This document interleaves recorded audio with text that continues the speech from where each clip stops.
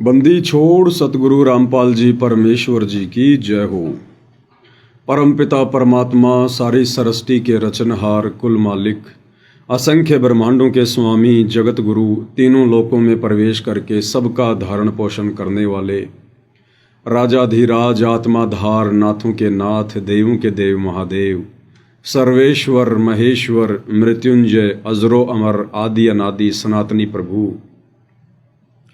जगत पिता जगदीश्वर श्री श्री 1008 की उपाधि के वास्तविक अधिकारी अकाल मूर्त शब्द स्वरूपी राम वासुदेव सर्वगतम ब्रह्म परम पूज्य प्रथम पूज्य परम संत परम पुरुष परम धनी परम दयालु सत्य कबीर हक्का कबीर अल्लाहु अकबर बाखबर अल्लाह ताला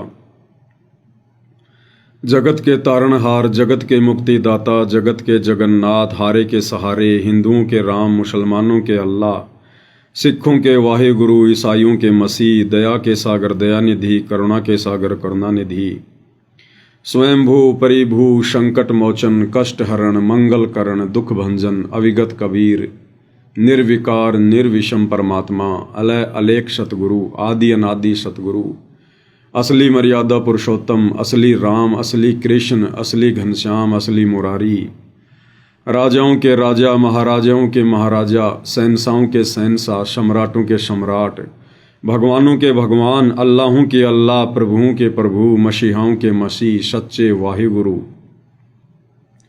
बाबाओं के बाबा पीरों के पीर सेठों के सेठ जगत सेठ सावड़सा सेठ सर्वगुण संपन्न अनंत कोटि कलाओं के स्वामी अनंत कोटि ब्रह्मांडों के नायक योगियों में महायोगी ध्यानियों में महाध्यानी सिद्धों में परम सिद्ध ज्ञानियों में तत्वज्ञानी ब्रह्म ज्ञानी महाज्ञानी परम ज्ञानी सर्वश्रेष्ठ ज्ञानी विज्ञानी युवा कबीर समर्थ कबीर असमवात अमित ओजा सच्चे रहनुमा करीम अल्लाह सुभान अल्लाह दुनिया के अंतिम पैगंबर 8 सितंबर 1951 से गांव धनाना जिला सोनीपत हरियाणा भारतवर्ष की पावन भूमि पे प्रकट रियल कल्कि भगवान श्री नारायण साकार हरि श्री बाबा साहेब नूर अनंत परमात्मा सच्चे दरवेश सच्चे बाखबर संत श्रोमणी सतगुरु रामपाल जी परमेश्वर जी के चरण कमल में साध संगति से जुड़े हुए देश विदेश से आप और हम सभी सत्सेवक भाई बहनों का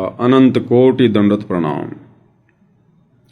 सत्साई भाई और बहनों, बहुत बड़ी दया बहुत बड़ी मेहर पूज्य गुरुदेव भगवान की सतगुरु रामपाल जी परमेश्वर जी की, जिनके शुभ आशीर्वाद से विशेष आशीर्वाद से साध संगति से जुड़े हुए आप और हम सभी सत्सेवक भाई बहन पूज्य गुरुदेव भगवान के तत्व ज्ञान को आधार बनाकर हर प्रकार से संघर्ष करते हुए मर्यादाओं में रहते हुए अपनी आत्मा के कल्याण हेतु भक्ति मार्ग पर दृढ़ता के साथ निरंतर आगे की ओर बढ़ रहे हैं। इस कलयुग की बिचली पीढ़ी में भाई और बहनों, ये विशेष रजा साध संगति से जुड़ना, शास्त्र अनुकूल शत भक्ति करना, गुरु की मेहर और आशीर्वाद प्राप्त करने योग्य बनना, ये साध संगति के बिना संभव नहीं होता है। और कबीर परमात्मा सतगुरु रामपाल जी की विशेष VVIP दया के बिना साध संगति से जुड़ना मुमकिन नहीं होता है। तो हम जितने भी भाई बहन परमेश्वर रामपाल जी की लाखों की संगत में से साध संगति से जुड़े हुए हैं, ये इस बात का प्रतीक है कि पूज्य गुरुदेव भगवान आप और हम सभी आत्माओं पर मेहरबान है। उनकी छप्पर फाड़ दया है, रजा है, मेहर है, और इसको भाई और बहनों हमने इसी प्रकार से बना कर रखना है। देखो भाई और बहनों, भक्ति तो पूरी दुनिया ही कर रही है। कोई व्यक्ति जिस भी पंथ में जुड़ा हुआ है, जिस भी संत के साथ जुड़ा हुआ है, या वैसे कोई मनमुखी साधना करता है, कोई मंदिर में चर्च में गुरुद्वारे में जाता है, तो भाई और बहनों वो अपनी साधना को श्रेष्ठ साधना मानकर ही कर रहे हैं।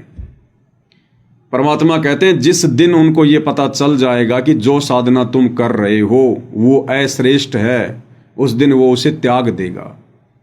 एक कसाई भी तब तक ही जीव हत्या करता है जब तक उसे ये लगता है कि जो कर्म मैं कर रहा हूं वो श्रेष्ठ कर्म है, और जिस दिन उसे ज्ञान हो जाता है कि जो कर्म मैं कर रहा हूं ये तो बहुत घटिया कर्म है, उसके बाद उस हाथ से वो करद नहीं उठा सकता।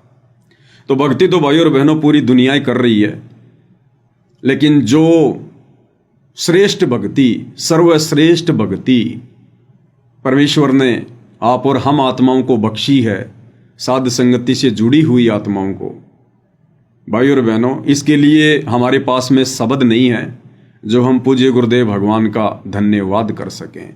ऐसी अनमोल रजा उन्होंने अपनी लाखों की संगत में से बख्शी है। तो भाई और बहनों, कल 8 सितंबर का दिन है और कल का ये दिन पूरे विश्व के लिए बहुत ही महत्वपूर्ण है, बहुत ही पाक और पवित्र दिन है, क्योंकि 8 सितंबर 1951 के दिन इस भारतवर्ष की पवित्र भूमि पर कलयुग की बिचली पीढ़ी में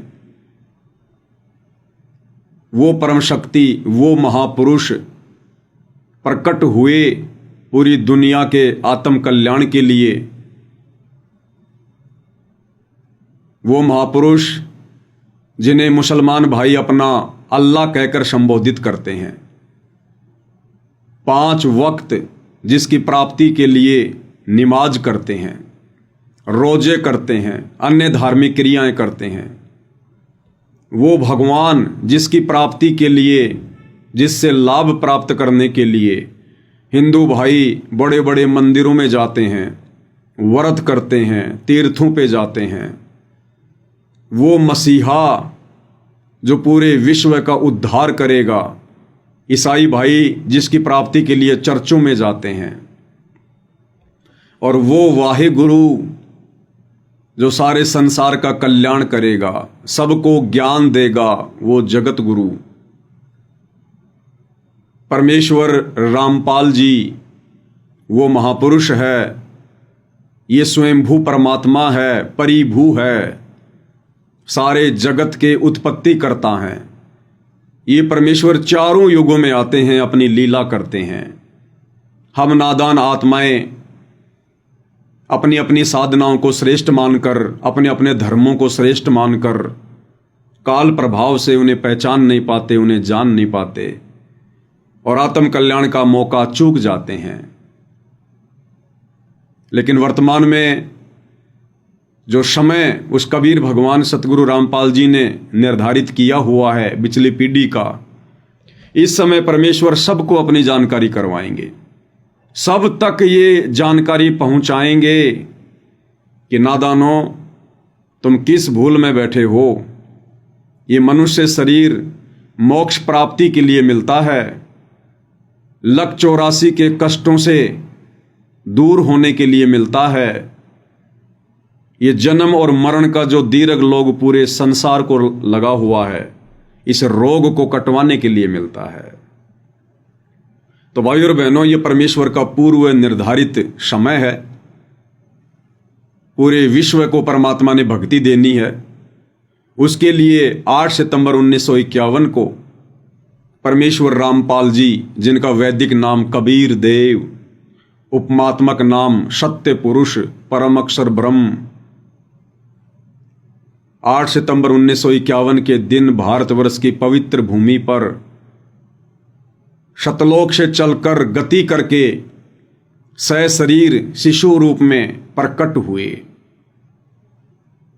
और 8 सितंबर 1951 से अपने आप को छुपाते हुए परमेश्वर लीला कर रहे हैं। वर्तमान में उनकी ये लीला हम चंद आत्माओं को समझ में आ रही है और आने वाले थोड़े समय में, क्योंकि अब ज्यादा समय नहीं बचा है, 2028 युग परिवर्तन का निर्धारित समय है। तो 2028 के बाद पूरा विश्व इस परमेश्वर को जानेगा, इसको पहचानेगा और ये 8 सितंबर का पवित्र दिन पूरा विश्व मनाएगा। इसके अलावा पूरे संसार में और कोई दिन किसी भी महापुरुष की याद में नहीं मनाया जाएगा, क्योंकि पता चल जाएगा कि परमेश्वर रामपाल जी के अलावा सब जीव हैं, जीव संज्ञा में है सब।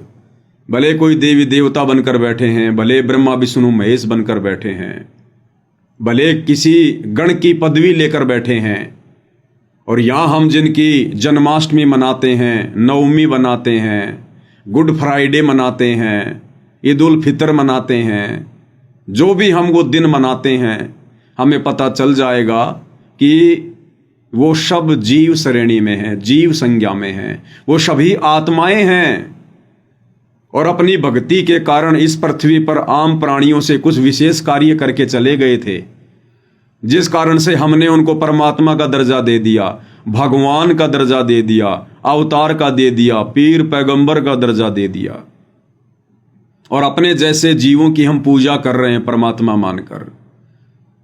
तो जब ये ज्ञान परमेश्वर रामपाल जी से प्राप्त करके पूरे विश्व को इस बात का पता चलेगा, उसके बाद भाइयों और बहनों, जैसे आज वर्तमान में हमारी आंखें खुली हैं, ऐसे ही पूरे विश्व की आंखें खुलेंगी, और पूरा विश्व केवल 8 सितंबर के दिन परमेश्वर रामपाल जी का सतगुरु प्रकट दिवस ही मनाएगा, क्योंकि इनके अलावा सभी जीव हैं, सब जीव हैं, इनके अलावा जितने भी देव महादेव हैं, सब जीव हैं। तो भाइयों और बहनों, आप और हमारा कितना बड़ा सौभाग्य कि विश्व तो इस गूढ़ रहस्य को आने वाले समय में जानेगा, और हम पिछले कई वर्षों से इस पवित्र दिन को यादगार के रूप में मनाते हुए आ रहे हैं कि 8 सितंबर के दिन इस कबीर भगवान ने इस पृथ्वी पर प्रकट होकर हम नीचों के आत्म कल्याण के लिए जो संघर्ष किया है वो अवर्णनीय है, अकथनीय है, अकल्पनीय है। भाइयों और बहनों, आज से पहले जितने भी महापुरुष हुए हैं, जितने भी अवतार हुए हैं, उनके रहते सहते किसी ने भी उनकी जन्माष्टमी नहीं मनाई, उनका अवतरण दिवस नहीं मनाया, उनका जो प्रकट दिवस वो माना करते थे कि हमारे भगवान प्रकट हुए हैं, वो प्रकट दिवस नहीं मनाया, क्योंकि काल प्रेरणा से इस गंदे लोक की गंदी रीति है कि जब जब कोई महापुरुष धरती पर आता है तो दुनिया वाले उसे पहचान नहीं पाते हैं, अपने जैसा मानते हैं, और जो फायदा उनसे उठाना चाहिए, उनसे अच्छा व्यवहार करके, उनके ज्ञान को ग्रहण करके, उनके सत्संग सुन के, वो हम नहीं कर पाते हैं। और उनके जाने के बाद, उनके शरीर छोड़ने के बाद, मुर्दा की श्रेणी में आने के बाद, फिर हम लोग उनकी मूर्तियां बना बना के, उनके चित्र बना बना के फिर वो दिन मनाएंगे कि इस दिन वो महापुरुष धरती पर आए थे, ये दिन उनका जन्मदिन है, ये उनकी जयंती है, ये उनकी नवमी है। लेकिन उसके बाद भाइयों और बहनों, क्या फायदा, हमें क्या मिलना उसके बाद? अरे वो महापुरुष तो चले गए जो जड़ी बूटी लेकर आए थे आप और हमें देने के लिए, लेकिन हम नादान उनको पहचान नहीं पाए। अब उनके चले जाने के बाद पीछे से गुण गाने से क्या फायदा? लेकिन वर्तमान में परमेश्वर रामपाल जी दुनिया की इस भूल को मिटाएंगे, और परमेश्वर रामपाल जी के जाने के बाद तो दुनिया 8 सितंबर को मनाएगी।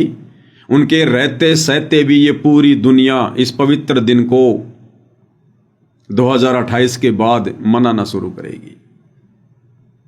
तो भाइयों और बहनों, कल वो पवित्र दिन आ रहा है जिस दिन हमारे पूज्य गुरुदेव भगवान, सारी सृष्टि के मालिक, इस भारत देश की पवित्र भूमि पर आए, प्रकट हुए, जैसा कि उनके गुण में लिखा हुआ है कि परमात्मा प्रकट ही होते हैं। परमात्मा किसी माँ के गर्भ से जन्म नहीं लेते हैं, वे स्वयंभू हैं, परिभू हैं। तो कल आप और हम सब के लिए बहुत ही शुभ दिन है। शुभ दिन का मतलब परमेश्वर हमारे आत्म कल्याण के लिए आए। इस पवित्र भूमि को परमेश्वर ने और अधिक पाक और पवित्र बना दिया अपने चरण कमल रखकर, और उन्होंने हमें अपने समकालीन जन्म दिया ताकि हम उनसे भक्ति लेकर अपना आत्म कल्याण करवा सकें। इसलिए कल का दिन सभी भगत भाई बहनों के लिए जो जो भाई बहन परमेश्वर रामपाल जी की शरणागत हो चुके हैं उनके लिए बहुत ही शुभ दिन है। और इस दिन को हमने किस प्रकार से मनाना है, आप भाई बहनों को हर वर्ष वीडियो बना के समझाया जाता है।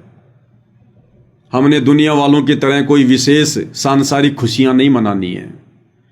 हमने कोई गाने वाने नहीं बजाने, डीजे वाजे नहीं बजाने, दुनिया भर का फालतू का डेकोरेशन, फूल वाल हमने ये नहीं लगाने हैं, गुब्बारे वगैरह नहीं लगाने हैं, कोई आडंबर विशेष नहीं करना है, कोई पाखंड नहीं करना है, कोई दिखावा नहीं करना है। 8 सितंबर के दिन हमने सर्वप्रथम गीता जी अध्याय 3 श्लोक नंबर 13 के अनुसार परमपिता परमेश्वर स्वयंभू परिभू रामपाल जी भगवान को भोग लगाना है। और भोग की जो प्रक्रिया है, दास निवेदन करेगा सभी भाई बहन या तो 10 बजे से पहले या फिर 11 बजे से पहले पहले जरूर लगाएं। अगर हम 10 बजे शुरू करेंगे तो 1 घंटे में परमेश्वर जी को आसानी से भोग लगेगा, क्योंकि लगभग 45 मिनट के आसपास भोग की आरती है। फिर भोग की आरती के बाद हम पूज्य गुरुदेव भगवान की आरती भी उतारते हैं 5 दीपक वाली थाली के साथ में, उनकी स्तुति करते हुए। और फिर एक आध को शब्द भी परमेश्वर का हम गाएंगे उनकी महिमा में, उनके चरणों में बैठकर सभी भाई बहन सहपरिवार। और इससे पहले दास निवेदन करेगा कि परमेश्वर जी को भोग लगाने से पहले हम सभी भगत भाई बहन थोड़ा जल्दी उठकर, और जिन जिन भगत भाई बहनों को परमेश्वर ने सुमरण दिया हुआ है, नाम दीक्षा दी हुई है, वो भाई बहन कम से कम 1 घंटा तो परमपिता परमेश्वर जी के उस नाम का सुमरण अवश्य करें। क्योंकि फिर बाद में इतना समय मिले ना मिले, क्योंकि भाई बहन भोग लगाएंगे फिर परमात्मा की महिमा में लग जाएंगे। फिर दिल में वैसे भाई बहन कोई आधा घंटा के लिए, कोई 1 घंटे के लिए परमेश्वर की महिमा को प्रकट करने के लिए किसी भी पॉइंट को लेकर लाइव आएंगे,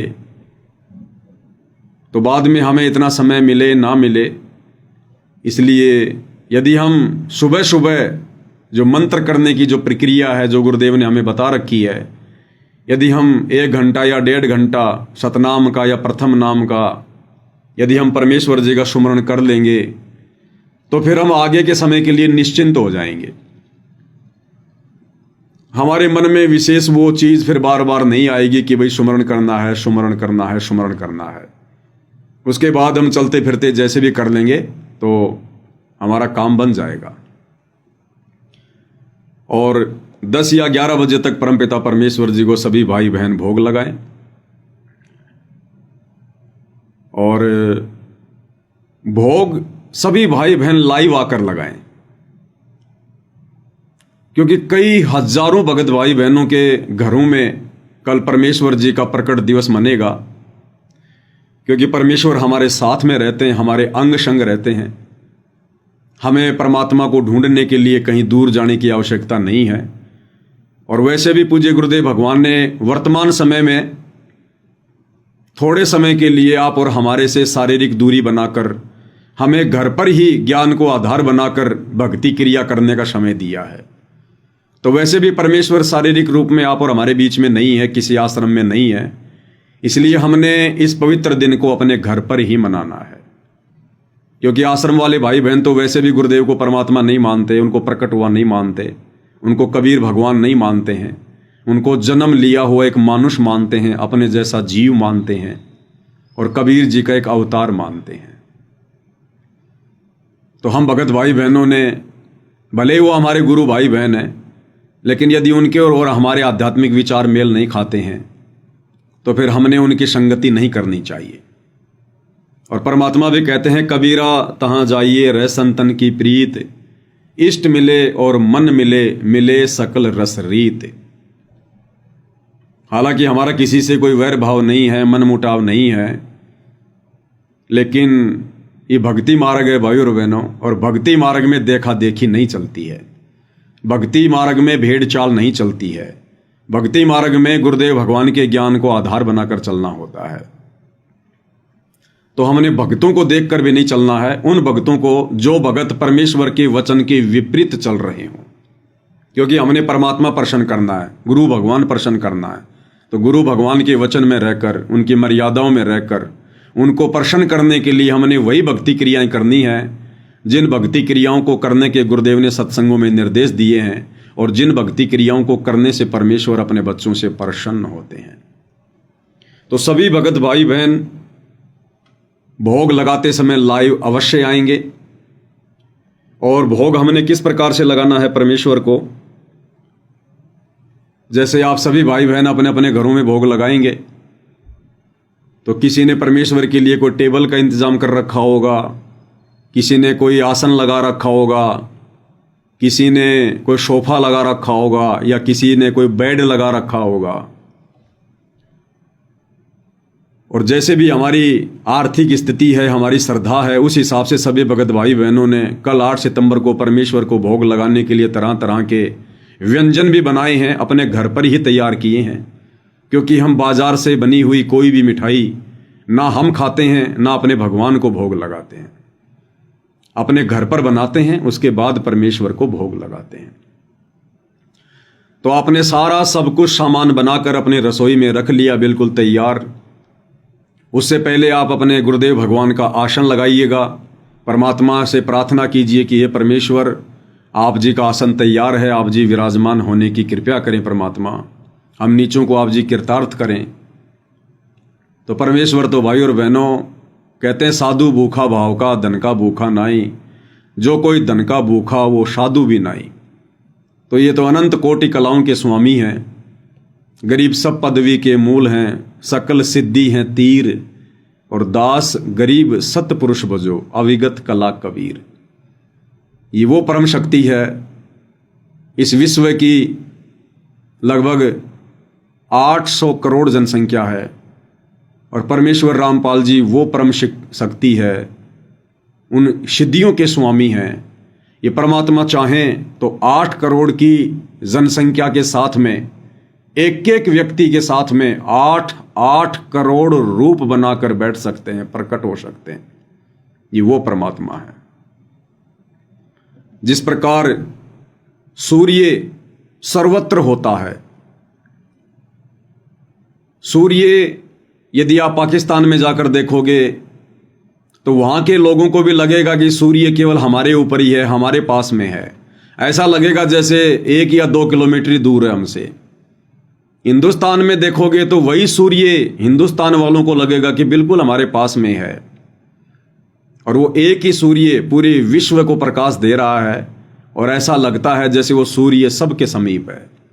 इसी प्रकार ये परमात्मा परमेश्वर रामपाल जी, ये अपनी सभी आत्माओं के साथ में रहते हैं, और इनकी शक्ति तो सृष्टि के कण कण में है।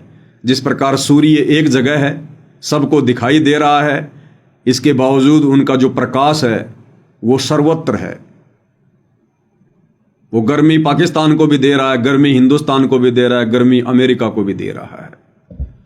तो ये परमेश्वर हैं भाई और बहनों, इनकी गति का कोई वार न पार नहीं है। नामा और रैदास रसीला, कोई न जाने अवगत लीला। वर्तमान में परमेश्वर ने हमें -1 लाख % भी ज्ञान नहीं दिया। -1 लाख % भी। ये वो परमात्मा है, इसकी वो महिमा है। केवल हमें इतना ही ज्ञान दिया है कि बस हम अपना आत्म कल्याण करवा सकें। इनकी गति को कोई नहीं जान सकता, सतलोक जाने के बाद भी कोई नहीं जान सकता, अगम लोक अलख लोक जाने के बाद भी इनके सामर्थ्य से पूर्णतया कोई परिचित नहीं हो सकता। सृष्टि में हो ही नहीं सकता किसी भी तरीके से। अगर कोई इनके सामर्थ्य से परिचित हो गया पूर्णतया, तो वो भी फिर इनके बराबर ही हो जाएगा, और इनके बराबर कोई हो नहीं सकता भाई और बहनों, क्योंकि परमेश्वर पूरी सृष्टि के एक ही है। बाकी लीला परमेश्वर जो चाहें सो कर सकते हैं। तो सभी भाई बहन परमेश्वर जी के लिए जो भोग प्रसाद हम बनाएंगे उसको अपना रसोई में ढक के रख दीजिएगा। उधर परमेश्वर जी का आसन लगा दीजिएगा, और जो 5 दीपक वाली थाल है आप उसको तैयार कीजिएगा, उसको प्रज्वलित कीजिए।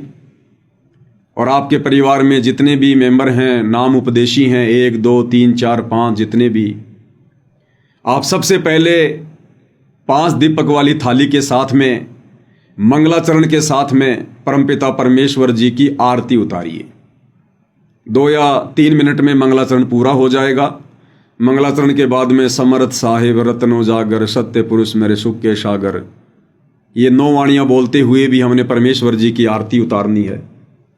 उसके बाद में हमने 2 वाणियाँ बोलते हुए कि कर जोड़ूं विनती करूं धरूं चरण पर शीस, सतगुरु रामपाल जी परमेश्वर जी ने दियो नाम बख्शीश। कोटि कोटि सिजदा करूं कोटि कोटि प्रणाम, चरण कमल में राखियो बांदी जाम गुलाम। इन 2 वाणियों के साथ हमने परमेश्वर को अष्टांग दंडवत करना है। उसके बाद उस पूजा की थाली को आप जी अपनी रसोई में या कहीं भी आप उसको रख दीजिएगा, दरबार से बाहर जहाँ परमेश्वर को भोग लगेगा वहाँ से बाहर थाली को रख दीजिएगा।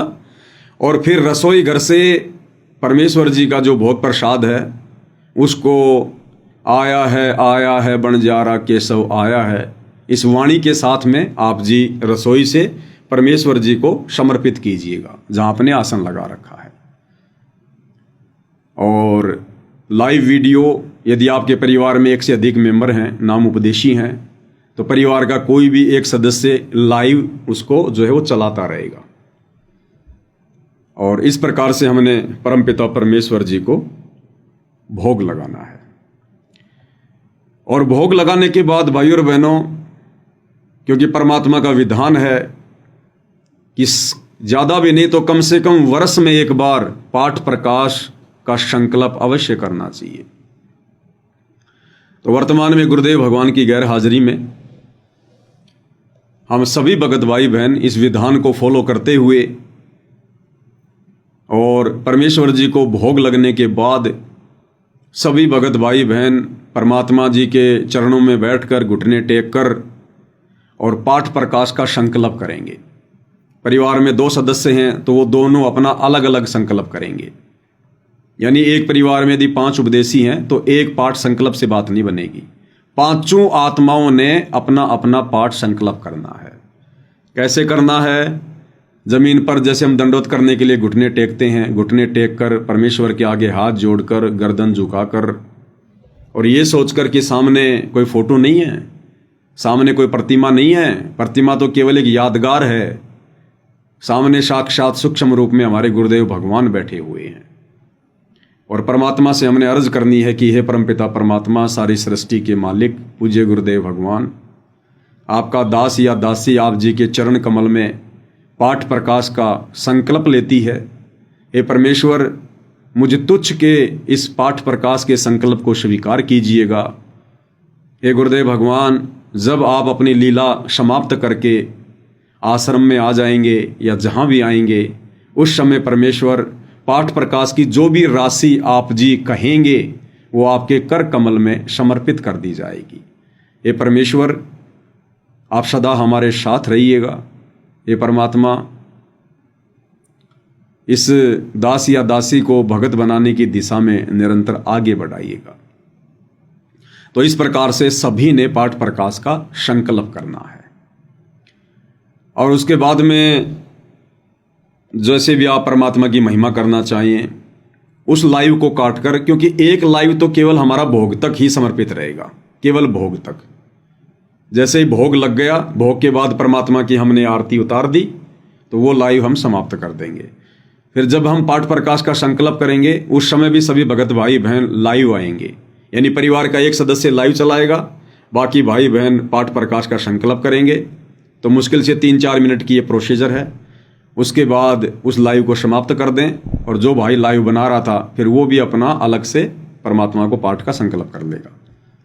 उसके बाद में फिर तीसरी बार लाइव आएंगे। तीसरी बार में सभी भगत भाई बहन बैठकर, और विशेषकर सत्सेवक भाई बहनों के घरों में तो सतगुरु महिमा की पुस्तक पहुंची गई है। तो परमात्मा के 1 या 2 शब्द जो भी आपको अच्छे लगें, प्यारे लगें, जिनको आसानी से आप जी परमेश्वर जी के चरणों में समर्पित कर सकते हैं अपनी आत्मा के कल्याण के लिए, तो 1 या 2 शब्द भाई बहन बैठकर अवश्य सतगुरु की महिमा में गाएं। और यदि आपके परिवार के जो अन्य सदस्य हैं, जो अनुपदेशी हैं, जिन्होंने ना नाम दीक्षा ली है ना कोई संकल्प लिया है, यदि वो परमेश्वर जी की भोग आरती में प्रकट दिवस में शामिल होना चाहते हैं, वो भी यदि परमात्मा की आरती उतारना चाहते हैं, तो भाई और बहनों उनसे आप एक प्रार्थना ज़रूर करें कि भाई अगर नहाए नहीं तो कम से कम हाथ मुंह तो ज़रूर धो लो, कपड़े वगैरह ज़रूर चेंज कर लो, और आभूषण नहीं होना चाहिए भाई और बहनों। किसी भी प्रकार का कोई भी गहना, कोई भी आभूषण, ना सोने का, ना चांदी का, ना प्लास्टिक का, ना नकली, कुछ नहीं। अगर वे आरती में शामिल होना चाहते हैं तो ये कंडीशन रहेगी, अन्यथा भाई और बहनों एक बहुत ही गलत संदेश आ जाएगा, बहुत ही गलत संदेश जाएगा। तो उनसे गहने वगैरह ज़रूर उतरवा दें कि भाई आप बाद में चाहे अपने पहन लेना, हमें कोई ऑब्जेक्शन नहीं है, लेकिन परमेश्वर की आरती में यदि आपको शामिल होना है तो आपने गहने अपने उतारने पड़ेंगे सारे। जरा सा शरीर पर छोटा सा भी कोई सोने चांदी का नहीं होना चाहिए कहीं भी। और उसके बाद आप उनको भोग प्रसाद दे दीजिएगा, भंडारा कीजिएगा, कोई दिक्कत नहीं है। तो ये एक छोटी सी प्रोसीजर है जो सभी भगत भाई बहनों ने फॉलो करनी है। और जिन जिन भगत भाई बहनों के घर पर सतगुरु प्रकट दिवस मनाने की पर्याप्त व्यवस्था नहीं है, परिवार वाले ज़्यादा ही विरोध करते हैं, तो ऐसे भगत भाई बहन अपने आसपास के किसी अन्य भगत भाई बहन के यहाँ पर, जिनके विचार मेल खाते हैं, जिनके संपर्क हैं और जिनके वहाँ जाने से उनको भी कोई दिक्कत ना हो, तो ऐसे सत्सेवक भगत भाई बहनों के घरों पर वो पहले से बातचीत करके जा सकते हैं, वहाँ साथ मिलकर परमेश्वर को भोग लगा सकते हैं, उनकी महिमा कर सकते हैं। और फिर कल का सारा दिन हमने इसी प्रकार से, यानी परमेश्वर की महिमा में ही हमने व्यतीत करना है। भोग लगने के बाद फिर हम परमेश्वर के कोई शब्द वगैरह गा लें, या फिर उसके बाद जो भी अपना कार्य वगैरह है वो हम कर सकते हैं। हमारा काम 12-1 बजे तक कंप्लीट हो जाएगा। फिर भगत भाई बहन लाइव आ सकते हैं दिन में, परमात्मा के किसी भी सत्संग को लेकर, अन्य किसी पॉइंट को लेकर भाई बहनों को समझाने के लिए लाइव आ सकते हैं। तो कल की भाई और बहनों हमारी एक छोटी सी प्रोसीजर रहेगी परमपिता परमेश्वर को प्रसन्न करने की। और दूसरी बात, यदि अभी तक आप जी पूर्णतया मर्यादाओं में नहीं आ पा रहे हैं, छोटी मोटी मर्यादाओं में त्रुटि हो रही है, आप तो चाहते हैं रहना लेकिन कोई मजबूरी या कोई दबाव, कोई प्रेशर, तो हृदय से भाई और बहनों हमने परमपिता परमेश्वर जी से प्रार्थना करनी है कशक के साथ में। देखो ये आत्मा का साथी है, अगर हम फॉर्मेलिटी के लिए करेंगे तो इनसे छुपा नहीं सकते, हम कुछ भी नहीं छुपा सकते। तो परमेश्वर से हृदय से प्रार्थना करें, रो रो के प्रार्थना करें, तड़प के साथ प्रार्थना करें। और आत्मा यदि हृदय से पुकारेगी तो परमेश्वर उसकी पुकार को जरूर सुनते हैं।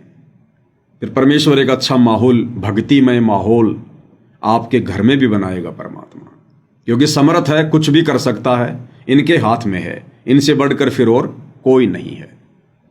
और हमने इसी परमपिता परमेश्वर, कबीर देव, सतगुरु रामपाल जी का चिंतन, मनन, ध्यान, सब कुछ इन्हीं का, क्योंकि इनके अलावा भाई और बहनों फिर कुछ है ही नहीं। और हमें ये मनुष्य जन्म भी इन्हीं की प्राप्ति के लिए मिला है। इन्हीं की प्राप्ति का मतलब, इन्होंने हमें जो सत भक्ति दी है, जो मर्यादा दी है, उसको भली भांति निभाकर और आजीवन इनकी भक्ति करके, इनको प्रसन्न करके हमने इनके निज लोक सतलोक को प्राप्त करना है। तो जब हम सतलोक चले जाएंगे तब ये कहा जाएगा कि हमने परमात्मा प्राप्त कर लिया। अन्यथा परमात्मा तो हमें पता ही है कि पूज्य गुरुदेव भगवान, इनके अलावा कोई और है ही नहीं, तो वो तो हमें प्राप्त हो ही चुके हैं। तो भगवान प्राप्त हो गए तो क्या भक्ति छोड़ दें कि लो जी भगवान तो प्राप्त हो गए? तो ऐसे भगवान की प्राप्ति नहीं मानी जाती। जब हम इनकी भक्ति सफल करके सतलोक चले जाएंगे, उसको कहते हैं परमात्मा प्राप्ति, भगवान की प्राप्ति, मोक्ष की प्राप्ति। और संध्या आरती में हम सभी भगत भाई बहन पढ़ते हैं भाई और बहनों, क्योंकि संध्या आरती जब हम करते हैं तो अपने गुरुदेव भगवान को सामने विराजमान करके करते हैं।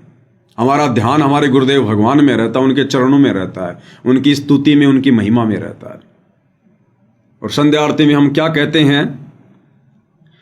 तुमरा ही ज्ञाना तुमरा ही ध्याना, तुमरा ही ज्ञाना तुमरा ही ध्याना, तुमरे तारण की परतीत सतगुरु तारेंगे, तारेंगे तारेंगे तहतीक सतगुरु तारेंगे।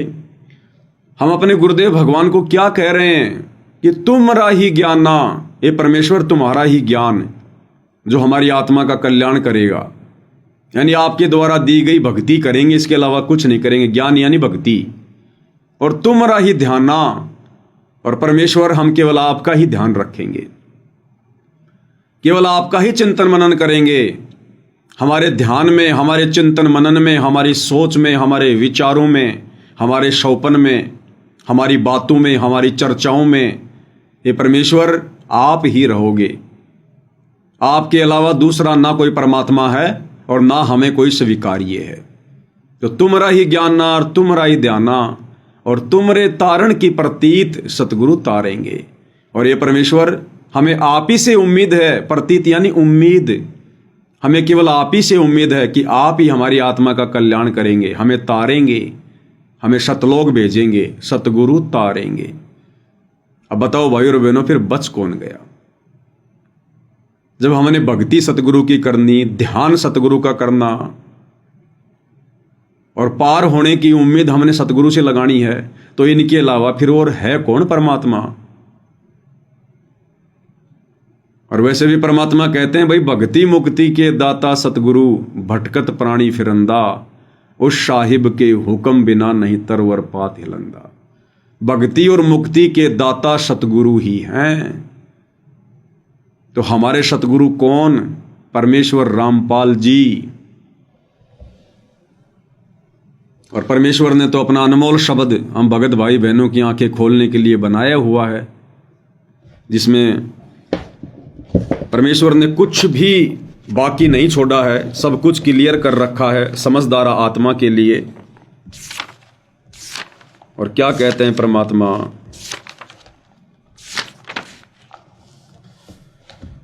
गुरु समान नहीं दाता रे जग में, गुरु समान नहीं दाता, गुरु समान नहीं दाता रे जग में, गुरु समान नहीं दाता। गुरु के समान यहाँ कोई भक्ति देने वाला नहीं है, कोई सुख देने वाला नहीं है। दाता यानी देने वाला। जैसे हम कहते हैं हरि, तो हरि नाम सुनते ही इस तत्व ज्ञान के अभाव में पहले हमारी जो सोच थी वो श्री विष्णु जी के ऊपर जाकर टिक जाती थी कि हरि मतलब श्री विष्णु जी। लेकिन अब पता चला कि हरि वास्तव में कौन है? कबीर परमात्मा सतगुरु रामपाल जी, वो उस विष्णु के भी हरि हैं। हरि यानी हरने वाला, कष्टों को हरने वाला हरि, संकटों को हरने वाला हरि, हमारे दुखों को हरने वाला हरि, रोगों को हरने वाला हरि। तो संकट मोचन कष्ट हरण मंगल करण कबीर, आगे शरण तेरी। तो असल में हरि हमारे पूज्य गुरुदेव भगवान है। ये जितने भी उपमात्मक नाम हैं, इस निरंजन ने, इस काल ने जानबूझकर अपने अवतारों के, अपने पुत्रों के, उनकी महिमा के नाम, उनकी उपमात्मक पदियों के नाम रख दिए। जैसे विष्णु जी का सहस्त्रनामा यानी 1000 नाम श्री विष्णु जी के, वो सारे नाम इस काल ने कॉपी कर रखे हैं, इसने चुरा रखे हैं। और हम जीवों को भ्रमित करने के लिए जब वो रियल हरि धरती पर आएगा तो उसको कोई हरि ना मान ले, उसको कोई महादेव ना मान ले। महादेव यानी समस्त देवों का देव, सारी सृष्टि के देवों का देव महादेव, सबसे बड़ा देव। देव यानी भगवान। तो ये कबीर भगवान सतगुरु रामपाल जी हैं। इस काल ने अपने पुत्र शिव जी का नाम रख दिया महादेव। इसने अपने पोते का नाम रख दिया गणेश। शंकर जी का बेटा, काल का पोता गणेश। अब गुरुदेव ने क्या बताया कि भाई असल में जो गणेश है ये कबीर परमात्मा सतगुरु रामपाल जी हैं। अब गणेश काल ने नाम रख दिया अपने पोते का, तो परमेश्वर ने फिर अपने आप को कहना पड़ा आदि गणेश। आदि गणेश मनाऊं गणनायक देवन देवा। तो आदि गणेश नाम इसलिए रखा कि सबसे पहले वाला गणेश, तुम्हारे इस गणेश से भी पहले वाला गणेश। तो ये जितने भी नाम हैं भाई और बहनों, इन देवी देवताओं के, इनकी महिमा के, इन अवतारों के, ये सारे नाम इस निरंजन ने, काल ने कॉपी कर लिए। इसलिए ताकि जब वो कबीर भगवान धरती पर आएगा और जब वेदों से अपनी महिमा बताएगा, सुनाएगा, तो लोगों को जल्दी से विश्वास ना हो कि नहीं नहीं जी महादेव तो शंकर जी हैं, अजी नहीं नहीं गणेश तो गणेश जी हैं। इसने हमें भ्रमित करने के लिए। तो यहां पर जो दाता है ये हमारे पूज्य गुरुदेव भगवान के लिए है, कबीर भगवान के लिए, हरि हमारे भगवान के लिए है।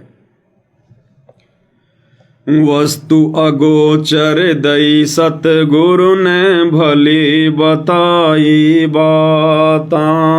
वस्तु अगोचर दई सतगुरु ने भली बताई बाता।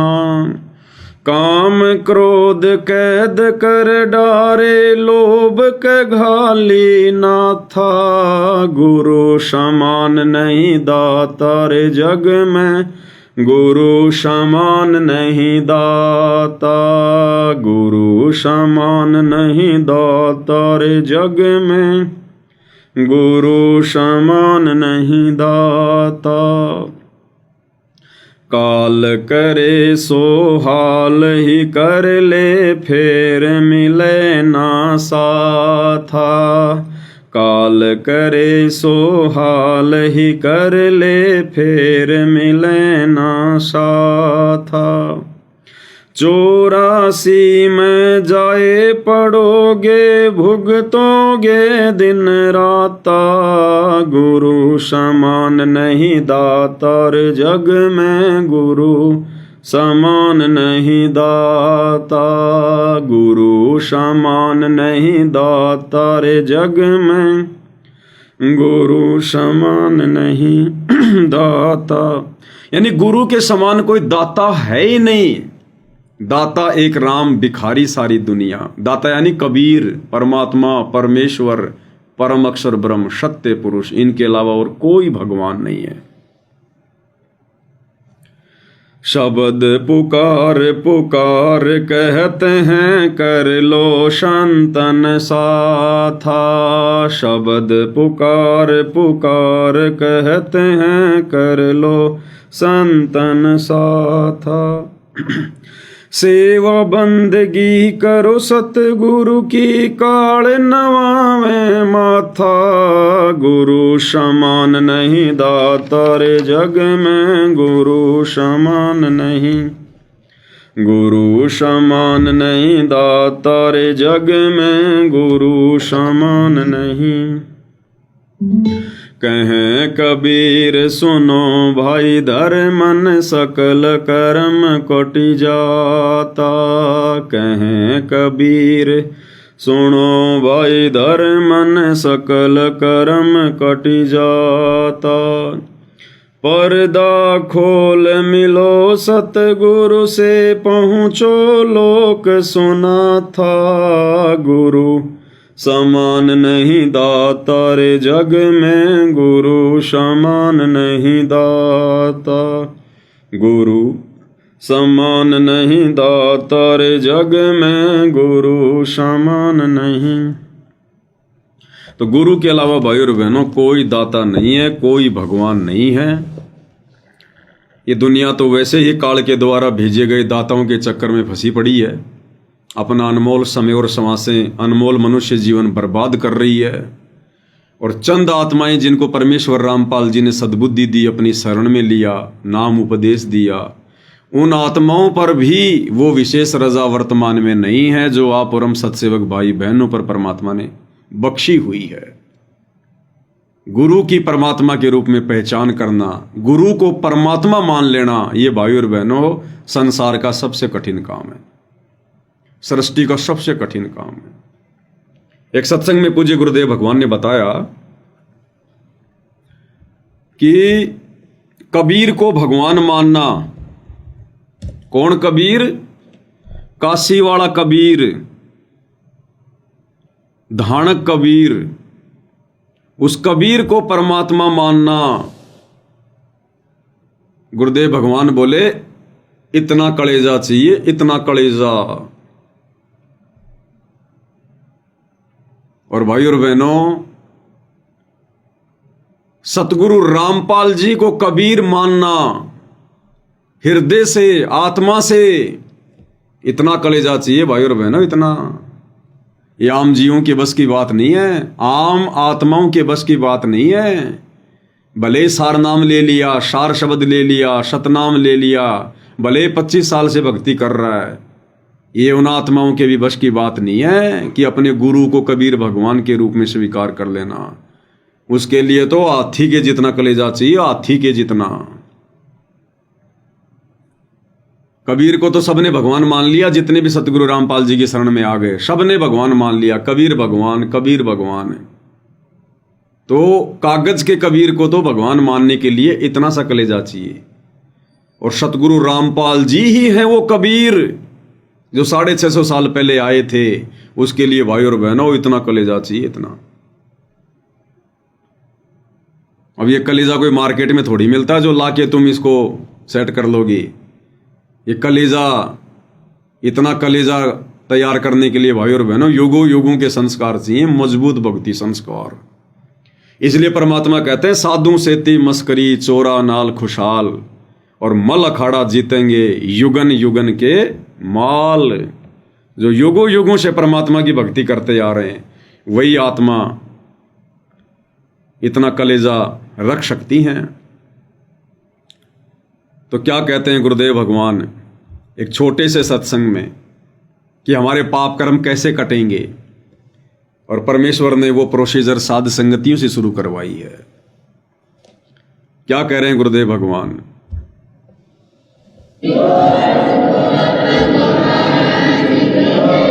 ये क्या बता रहे हैं? यज्ञ से बचे हुए अन्न को खाने वाले श्रेष्ठ पुरुष संत, संत यानी अच्छी आत्मा, तो सब पापों से मुक्त हो जाते हैं। हम सबसे पहले परमात्मा का भोग निकालते हैं, भोजन का भी, हलवे का प्रसाद बनकर आता वो भी, उसको भगवान के भोग लगाकर फिर शेष अन्न को वितरित किया जाता है। तो जिसके सिर पर, तो क्या करें गुरुदेव भगवान कि यज्ञ से बचे हुए अन्न को खाने से हमारे पाप कर्म कटते हैं, पाप कर्म।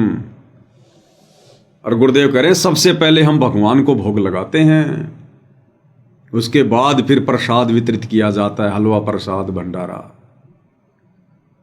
अब भाई और बहनों, सतगुरु हमारे आध्यात्मिक टीचर हैं। यानी सतगुरु क्यों आते हैं? ज्ञान देने के लिए, हमें समझाने के लिए। तो सतगुरुदेव हमारे आध्यात्मिक टीचर हैं। और जो आश्रम होते हैं, आश्रम भाई और बहनों एक ट्रेनिंग सेंटर होते हैं, ट्रेनिंग सेंटर। और सतगुरु उस आश्रम में बैठकर हमें भक्ति क्रिया समझाते हैं, हमें ट्रेनिंग देते हैं कि तुमने क्या करना है, क्या नहीं करना है तुमने। तो सतगुरु ने हमें ट्रेनिंग दी कि भगवान को भोग कैसे लगाया जाता है। अब सतगुरु ने स्वयं तो कहा नहीं कि मैं भगवान हूं, और ना वो कहेंगे कि मैं भगवान हूं। अगर सीधा सीधा कहना था तो फिर यह तत्व ज्ञान देने की आवश्यकता ही नहीं पड़ती।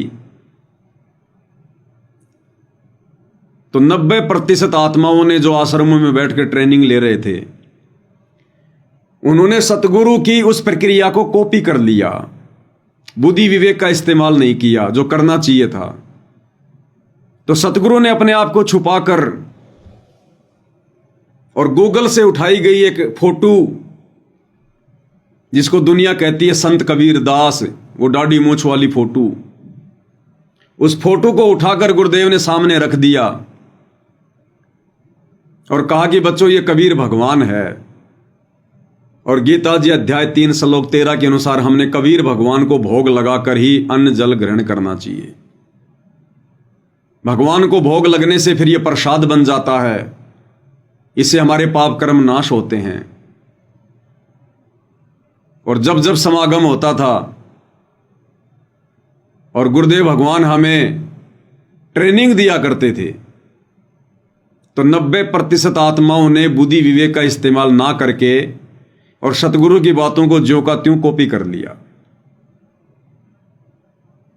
और मान लिया कि ये कागज की फोटो ही कबीर है, ये कागज का टुकड़ा ही कबीर है, ये दाढ़ी मूछ वाली फोटो ही कबीर है। और उसी को कबीर मानकर सतगुरु से ट्रेनिंग लेकर और वैसी ही प्रक्रिया कर रहे हैं जैसा गुरुदेव किया करते थे। यानी जब जब कोई समागम होता था तब गुरुदेव भगवान भोग लगाया करते थे, बड़ी भोग की आरती के साथ। तो आश्रम वाले भाई बहनों ने भी प्रतिदिन भोग ना लगाकर और जब जब आश्रमों में कोई समागम होता है केवल उसी दिन भोग लगाते हैं। और बाकी दिन क्या खा रहे हो फिर? अरे चलो, उस दिन तुम्हारा प्रसाद बन गया, तुमने भगवान को भोग लगा दिया, और बाकी दिन अपने घरों पर किसको भोग लगा रहे हो? अब कहेंगे भी गुरुजी ने कह रखा है अन्नदेव की आरती दे रखी है। अगर अन्नदेव की आरती ही भगवान को भोग लगाने की संपूर्ण विधि है तो भगवान फिर 42 मिनट की आरती के साथ में क्यों लगा रहा है? फिर सतगुरु हमें 42 मिनट की आरती के साथ में भोग लगाने की ट्रेनिंग क्यों दे रहे थे? अगर उस 3 मिनट की आरती से हमारा काम निकल जाता तो ये समझ नहीं पाए भाई और बहनों, और इन्होंने उस चीज को कॉपी कर लिया, जबकि हमने अपने बुद्धि विवेक का इस्तेमाल करना था। और मात्र उस दाढ़ी मूछ वाली कबीर की फोटो को भगवान मानकर भोग लगाने से कोई पाप कर्म नाश नहीं होते, कोई पाप कर्म नाश नहीं होते। आश्रम में हमें थोड़ी बहुत राहत इसलिए मिल जाती थी क्योंकि भोग लगाते वक्त स्वयं सारी सृष्टि के मालिक कबीर भगवान सतगुरु रामपाल जी भी वहां उपस्थित होते थे, वहां प्रकट होते थे, वहां उपस्थित होते थे परमात्मा। तो हालांकि हम तुच्छ बुद्धि जीवों का तो ध्यान उस कागज की फोटो पर ही रहता था कि ये है कबीर, हम तो इनको भोग लगा रहे हैं।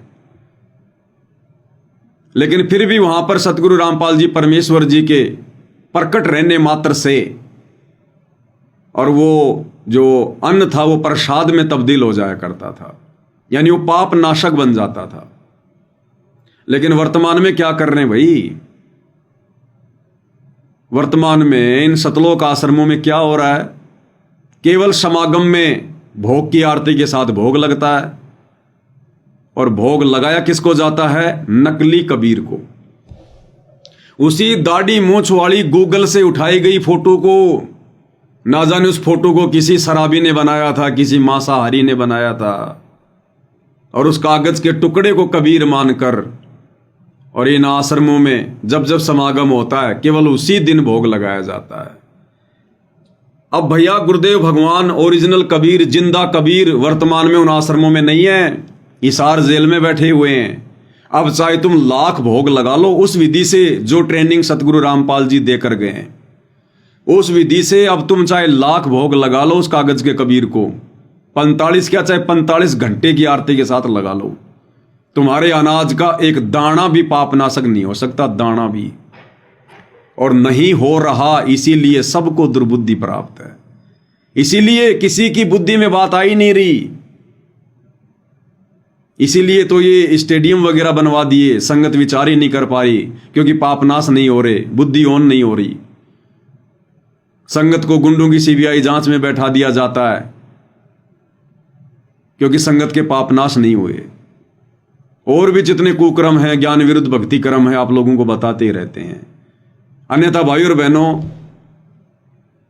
परमात्मा को भोग लगाने के बाद जो हम प्रसाद ग्रहण करते हैं उससे तो हमारे पापनाश होते हैं, हमारी उससे जो है बुद्धि खुलती है, हमें सद्बुद्धि आती है। फिर इन आश्रम वालों को क्यों नहीं आ रही? तो ना तो वर्तमान में गुरुदेव भगवान इन आश्रमों में मौजूद हैं, और ऊपर से उस कागज के कबीर को, नकली कबीर को भगवान समझकर भोग लगाया जा रहा है, और फिर वैसे ये लोग मर्यादाओं में नहीं है, गुरु के वचन में नहीं है, और अपने गुरु को ये परमात्मा मानते नहीं है। तो भाई और बहनों, इनको ये चाहे 8 सितंबर के दिन या जून के महीने में, चाहे किसी भी आश्रम में और कैसा भी भोग लगा लें, इनका वो धर्म यज्ञ संपूर्ण हो ही नहीं सकता। किसी भी कीमत पर इनके धार्मिक भंडारे सफल हो ही नहीं सकते, और सब लोग वो पाप का अन्न ही खा खा कर अपने आप को धन्य मानकर वहां से निकल जाते हैं। अब ये प्रोसीजर परमेश्वर ने शास्त्र अनुकूल शत भक्ति वाली साध संगतियों में शुरू करवाई है। यहां लग रहा है पूर्ण ब्रह्म परमात्मा जी को भोग, सत्सेवक भाई बहनों के द्वारा जो भोग लगाया जाता है, परमेश्वर कबीर जी को पहचान कर, अपने गुरु को ही कबीर भगवान मानकर हम सत्सेवक भाई बहनों का जो अन्न है वो पापनाशक हो रहा है। हमारे पाप कर्म कट रहे हैं तेजी से, इसलिए हमें सद्बुद्धि आ रही है, सोचने समझने की परमेश्वर ने तर्क शक्ति दे रखी है। हम चिंतन मनन करते हैं क्योंकि हम परमेश्वर जी की विधि अनुसार सारे कार्य कर रहे हैं, और कोई मर्यादा नहीं तोड़ते, गुरु को नाराज करने का मौका नहीं देते। इसलिए भाई और बहनों, जहां परमेश्वर ये बात कह रहे हैं कि पूर्ण परमेश्वर को भोग लगने के बाद यज्ञ से बचे हुए अन्न को ग्रहण करने से साधक के पाप नाश होते हैं, तो ये पाप नाश वर्तमान में भाई और बहनों आप और हमारे हो रहे हैं। क्या कह रहे हैं परमात्मा?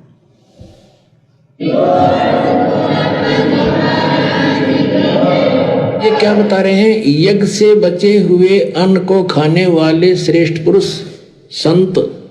संत यानी अच्छी आत्मा तो सब पापों से मुक्त हो जाते हैं। हम सबसे पहले परमात्मा का भोग निकालते हैं, भोजन का भी, हलवे का प्रसाद बनकर आता वो भी, उसको भगवान के भोग लगाकर फिर शेष अन्न को वितरित किया जाता है। तो जिसके और भाई और बहनों, इस विषय में पूज्य गुरुदेव भगवान जिस समय सतलोक आश्रम बरवाड़ा में थे, परमेश्वर सत्संग किया करते थे, तो परमेश्वर बहुत समझाया करते थे, लेकिन भाई संत हमेशा संकेतों की भाषा में समझाते हैं, और संकेतों की भाषा समझना सभी शिष्यों की बस की बात नहीं होती है। उस समय तक हम भी नहीं समझ पा रहे थे। 2014 बरवाला कांड के बाद में भगवान ने हमारी बुद्धि ओन की और हमें सामने खड़े भगवान दिखाई देने लगे, परमात्मा दिखाई देने लगे। और क्या कहा करते थे परमात्मा सत्संगों में? गुरुदेव कहते थे कि बच्चों, वो परमात्मा अब मिला है आपको सतलोक आश्रम बरवाला में, वो परमात्मा अब मिला है आपको सतलोक आश्रम बरवाला में। कौन? कबीर परमात्मा। भाई कबीर परमात्मा तो नकली कबीर पंथियों के आश्रम में भी है। अरे वो कागज की फोटो दाढ़ी मूंछ वाली गूगल से उठाई हुई, जिस समय सतगुरु रामपाल जी ने अपना यह पंथ शुरू नहीं किया था, उस समय से सैकड़ों वर्ष पहले जितने भी नकली कबीर पंथ हैं, उन सभी कबीर पंथियों के पास में वो कबीर जी की फोटो है। भाई बरवाड़ा आश्रम में कौन सा कबीर जी दाढ़ी मूंछ वाला बैठा था जो गुरुदेव ये कह रहे कि बच्चों अब मिला है आपको वो परमात्मा सतलोक आश्रम बरवाड़ा में? तो इसका मतलब वो दाढ़ी मूंछ वाली फोटो कबीर नहीं है, अन्यथा वो फोटो तो करोड़ों लोगों के घरों में है, सैकड़ों कबीर पंथियों के आश्रम में दीवारों से लटक रही है। लेकिन गुरुदेव कहते हैं अब मिला है आपको वो परमात्मा सतलोक आश्रम बरवाड़ा में। तो सतलोक आश्रम बरवाड़ा में कौन है फिर वो परमात्मा? अब ये नहीं कहेंगे कि बच्चों मैं हूं वो परमात्मा। तो संत संकेत ही किया करते हैं भाई और बहनों। क्या कह रहे हैं गुरुदेव?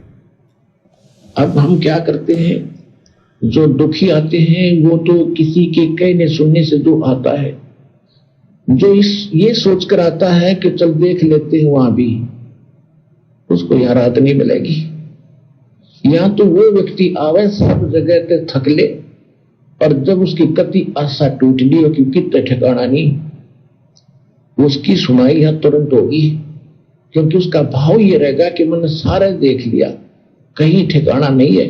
और फिर यहां हृदय से रो के पुकार करेगा, रोज नया सुख होगा उसकी आत्मा में, रोज नया, चाहे कैसी बीमारी हो, कैसी ही टेंशन हो। परमात्मा किसे कहते हैं? परमात्मा की खोज क्यों करते थे? राजा लोग भी ढूंढा करते, भगवान मिल जाए और सुख हो मुझे। अब सुनो, वो ऐसे करता ही करता है। तो वो परमात्मा ई मिला है आपने इस सतलोक आश्रम वाला, जिला हिसार, हरियाणा में। तो क्या कह रहे हैं गुरुदेव कि वो परमात्मा इब मिला है आपने सतलोक आश्रम बरवाड़ा, जिला हिसार, हरियाणा में। तो सतलोक आश्रम बरवाड़ा, जिला हिसार, हरियाणा में तो हमारे पूज्य गुरुदेव भगवान बैठे हैं, परमेश्वर रामपाल जी। तो ये हैं वो परमात्मा। वो कागज की फोटो, दाढ़ी मूंछ वाली वो परमात्मा नहीं है।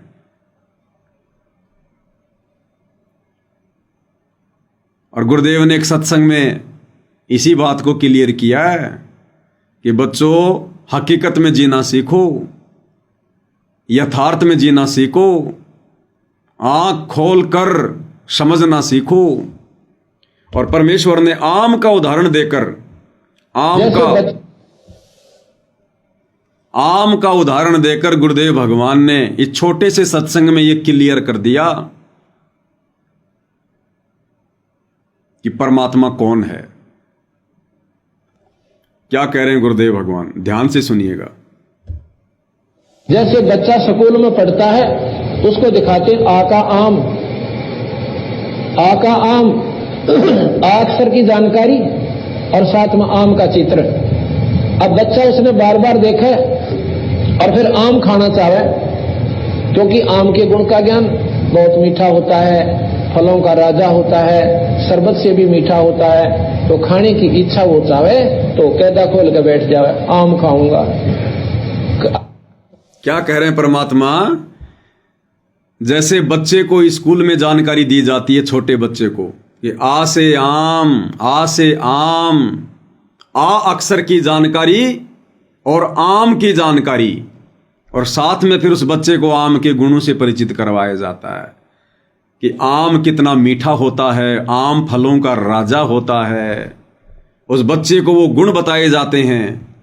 अब वो नादान बच्चा क्या करता है? उस पुस्तक को खोल के, उस कायदे को खोल के जिसमें आम का चित्र है सुंदर, उसको खोल के बैठ जाए और कहे कि आम खाऊंगा। और मेरे जैसे तो कई छोटे छोटे बच्चे जब पढ़ा करते थे तो उस कायदे को खोल के आम की फोटो के बटका भी भर लिया करते थे यूं कि आम खाऊंगा, आम खाऊंगा। तो गुरुदेव भगवान कह रहे हैं कि आम ऐसे नहीं मिलेगा। फोटो वाले आम को खाने से पेट नहीं भरेगा, फोटो वाले भगवान को पूजने से पेट नहीं भरेगा, मुक्ति नहीं होगी, मोक्ष नहीं होगा। एक बार फिर से पूरा शुरू से सुनिए, फिर आगे समझाएंगे गुरुदेव। जैसे बच्चा स्कूल में पढ़ता है, उसको दिखाते आ का आम, आ का आम, अक्षर की जानकारी और साथ में आम का चित्र। जैसे हमें पूज्य गुरुदेव भगवान ने सतलोक आश्रम बरवाड़ा रूपी स्कूल में शास्त्रों को खोल खोल के, वेदों को खोल खोल के हमें बताया कि कबीर भगवान है, कबीर भगवान है। और एक दाढ़ी मूंछ वाली फोटो सामने रख दी कि ये है कबीर भगवान, ऐसा है कबीर भगवान। और यदि अब हम उस नादान बच्चे की तरह उसी कबीर की फोटो को ही भगवान मानकर पूजने लग जाएं, तो बताओ भाई और बहनों, फिर उस बच्चे में और हम भक्तों में फिर क्या अंतर हो गया? अरे गुरु ने तो वो फोटो दिखाकर, वेदों में कबीर का नाम दिखाकर हमें कबीर परमात्मा की जानकारी दी है। वो वेदों में लिखा हुआ वो कबीर है, वो अक्षर कबीर नहीं है। उस फोटो के अंदर जो दाढ़ी मूंछ वाली तस्वीर है वो कबीर नहीं है। उस कायदे में जो आम का चित्र है वो असल में आम नहीं है, वो तो आम का प्रतिबिंब है, उसकी एक परछाई है। हमें समझाने के लिए आम के गुणों से परिचित करवाने के लिए। और नादान बच्चा उस पुस्तक को खोल के उसके बटके भरने लग जाए कि आम खाऊंगा आम खाऊंगा, तो भैया बोलते रहो पूरी जिंदगी, उस फोटो में से वो आम निकल के बाहर नहीं आने वाला। क्या कह रहे हैं परमात्मा? जैसे बच्चा स्कूल में पढ़ता है उसको दिखाते हैं आ का आम, आ का आम, आ अक्षर की जानकारी और साथ में आम का चित्र। अब बच्चा उसने बार बार देखा और फिर आम खाना चाहे, क्योंकि आम के गुण का ज्ञान बहुत मीठा होता है, फलों का राजा होता है, शरबत से भी मीठा होता है, तो खाने की इच्छा वो चाहे तो कैदा खोल के बैठ जाए आम खाऊंगा। और कोई जानकार जिसने है वो ने कहा बेटा इसमें आम को ना। अब कोई जानकार है वो कहे बेटा इसमें आम को न्या, इस फोटो में आम को न्या, ये पुस्तक वाली फोटो में आम नहीं है। और फिर भी कहे नहीं नहीं, हमारे गुरुजी ने पढ़ाया है आ से आम, ये वाला आम है। इसी प्रकार हम अपने भगत भाई बहनों को जानकारी दे रहे हैं कि ये फोटो वाला कबीर आम नहीं है, ये भगवान नहीं है। और संगत वाले क्या कहते हैं, नहीं नहीं नहीं, गुरुजी ने बताया है ना, ये दाढ़ी मूछ वाला ही कबीर है, ये दाढ़ी मूछ वाला ही भगवान है। तो भाई और बहनों, उनकी बुद्धि तो उस नादान बच्चे की तरह है जो गुरुदेव भगवान कहते हैं कि अब वो बच्चा, जिस बच्चे को गुरु ने आम के गुण बताए, आम की फोटो दिखाई, और जो बच्चा उस कायदे को खोल के बैठ गया कि आम खाऊंगा, और कोई उसको समझाता कि बेटा ये आम नहीं है, आम प्राप्ति की विधि कुछ और है, ये तो समझाने के लिए तेरे को बताया गया। और वो कहे नहीं नहीं, हमारे गुरुजी ने यही बताया है। अच्छा वो चाहे तो कैदा खोल के बैठ जाता है, शरबत से भी मीठा होता है, तो खाने की इच्छा वो चाहे तो कैदा खोल के बैठ जाए आम खाऊंगा। और कोई जानकार जिसने है वो ने कहा बेटा इसमें आम को ना, ये आम नहीं है इसमें, अग्नि ये आम है। मेरे गुरु जी बताया करते हो आपका आम, ये तो मूर्ति दिखाई तेरे को, भले पुरुष, ये किसने बता दिया? हमारे गुरुजी बताया करते आका आम ना, यो ही है। हमारे गुरुजी बताया करते आका आम, तो वो कह रहा कि नादान ये तो मूर्ति है तेरे को समझाने के लिए। तो अब हम कह रहे हैं सत्सेवक सतलोक आश्रम वाले भाई बहनों को, जो कह रहे हैं कि ये दाढ़ी मूछ वाला ही कबीर है, दाढ़ी मूछ वाला ही भगवान है, हम कह रहे हैं कि नादान ये तो गुरुजी ने मूर्ति दिखाई, अरे ये तो गुरुजी ने खाली फोटो दिखाई है, ये भगवान नहीं है। नो नो नो, गुरुजी बताया करते।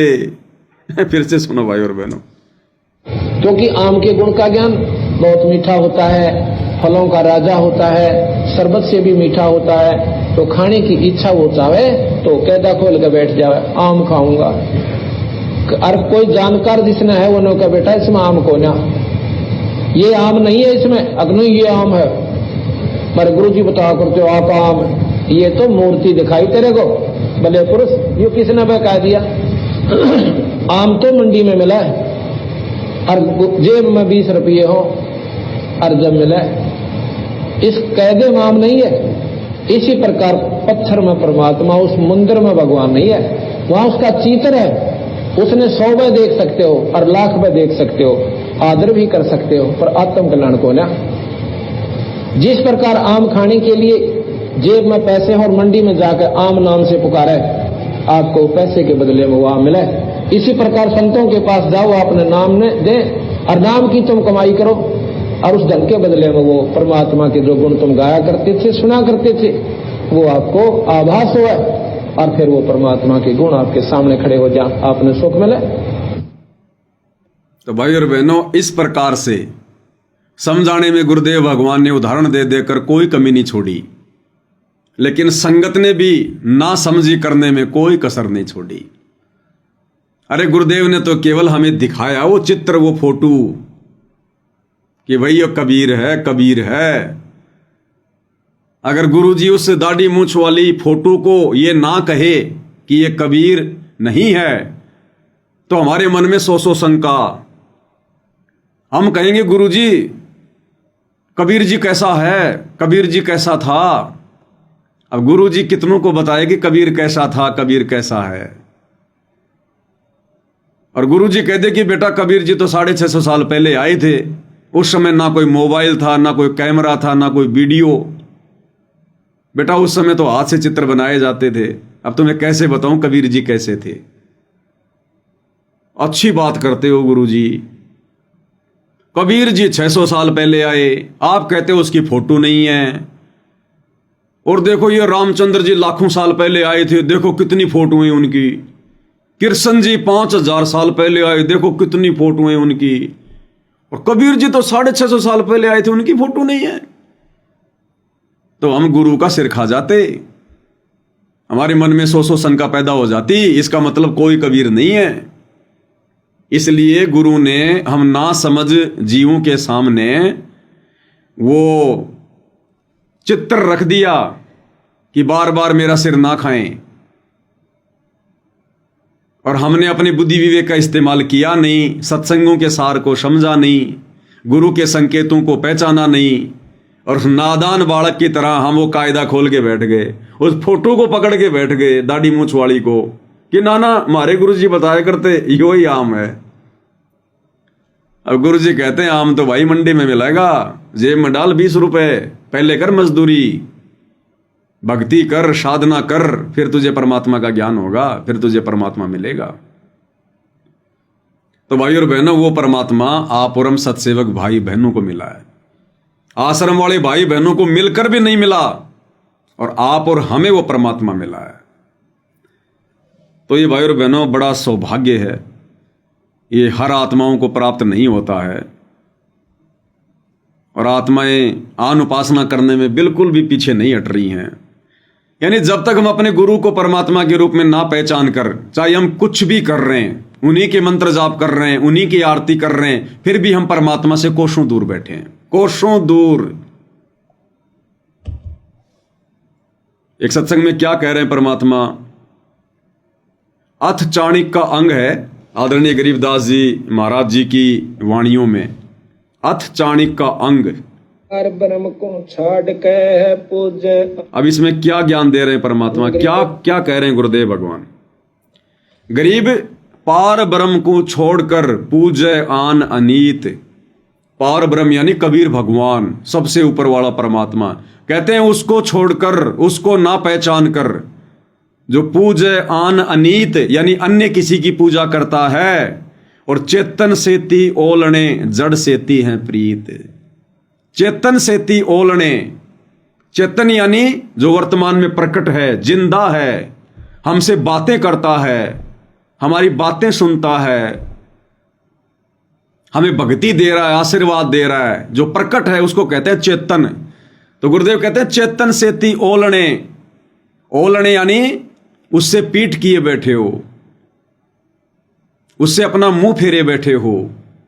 चेतन सेती ओलने और जड़ सेती है प्रीत। और जड़ के साथ में तुमने प्रेम लगा रखा है। जड़ यानी फोटो, मूर्ति, जैसे दाढ़ी मूछ वाली कबीर जी की समझे जाने वाली वो मुर्दा फोटो, जड़ है वो, जो ना चलती, ना बोलती, ना बातें करती, ना उपदेश देती, ना ज्ञान सुनाती, ना आशीर्वाद देती। तो परमात्मा इस गंदे लोक की रीत बता रहे हैं कि पार ब्रह्म को छोड़कर पूजे आन अनीत। तो पार ब्रह्म तो सतगुरु रामपाल जी परमेश्वर हैं, चेतन परमात्मा।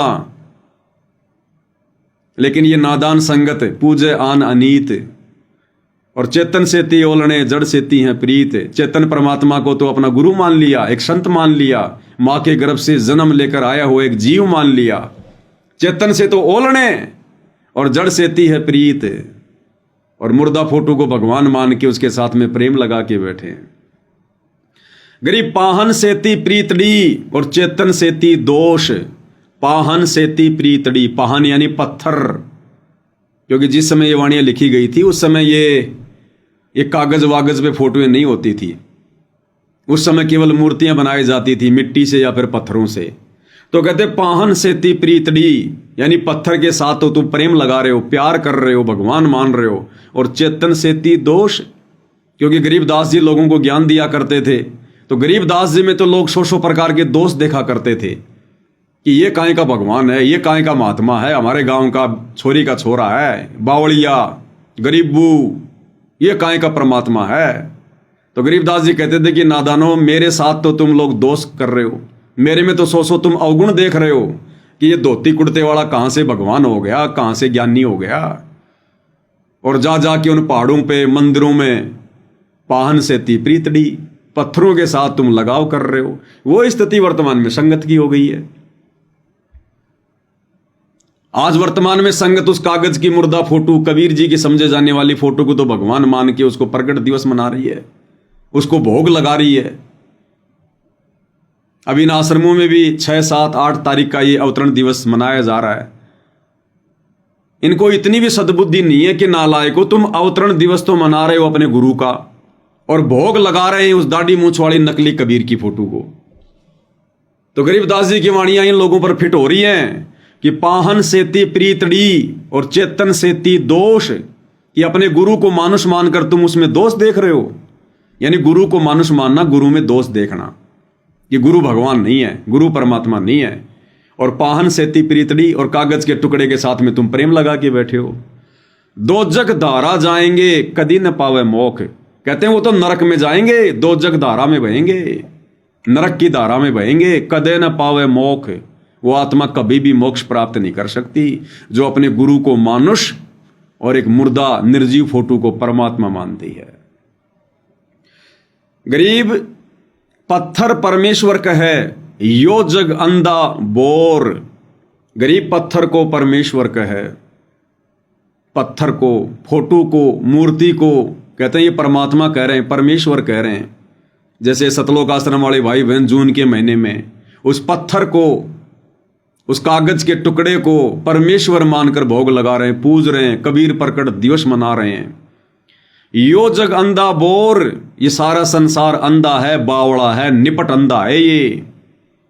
और साहिब पर सेवा नहीं, पहुंचेंगे किस ठोर।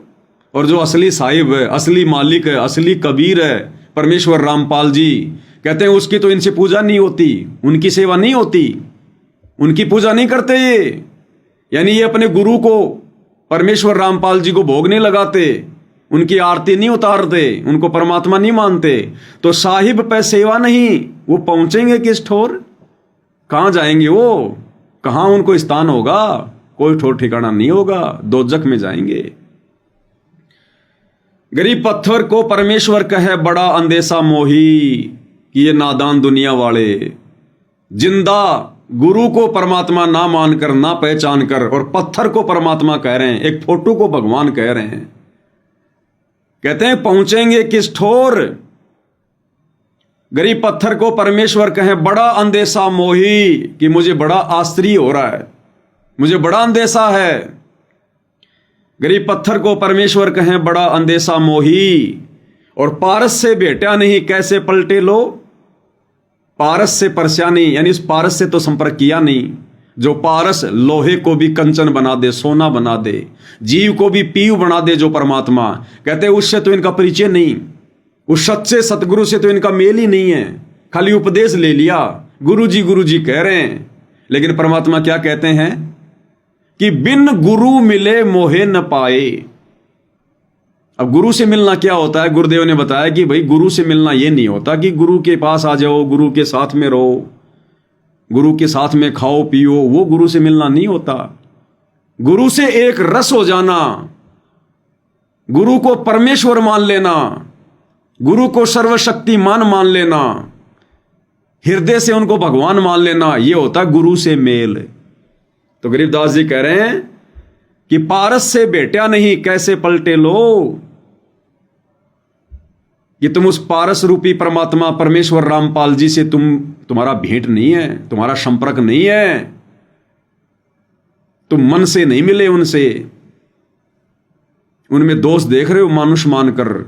तो कहते हैं तुम्हारी आत्मा का कल्याण कैसे होगा, तुम्हारे हृदय में परिवर्तन कैसे होगा, तुम भगत कैसे बनोगे। गरीब पत्थर को परमेश्वर कहे, बड़ा अंदेशा मुझ, और शूली साकट दीजिए कहीं समझाऊं तुझ। कि जिंदा परमेश्वर के धरती पर रहते रहते, गुरु रूप में परमेश्वर कबीर जी के धरती पर रहते रहते, और कहते हैं लोग एक पत्थर के टुकड़े को भगवान मान रहे हैं, एक कागज के टुकड़े को भगवान मान रहे हैं। तो गरीबदास जी कहते हैं उनके साथ में क्या बनेगा? सूली साकट दीजिए ऐसी निकम्मी आत्मा को, ऐसे साकट को जो आंखों के सामने प्रकट भगवान को ना पहचान कर एक कागज के टुकड़े को भगवान मानकर पूज रहा है, पत्थरों को भगवान मानकर पूज रहा है। कहते हैं उसको तो सूली पे टांग देना चाहिए। कहीं समझाऊं तुझ, उसको तो सूली तोड़ देनी चाहिए ऐसी निकम्मी आत्मा को जो ऐसा गोल्डन चांस खो रहा है, गवा रहा है समय, अपने गुरु को परमात्मा के रूप में ना मानकर, ना पहचान कर। क्योंकि परमात्मा कबीर जी जब जब धरती पर आते हैं गुरु रूप में आते हैं।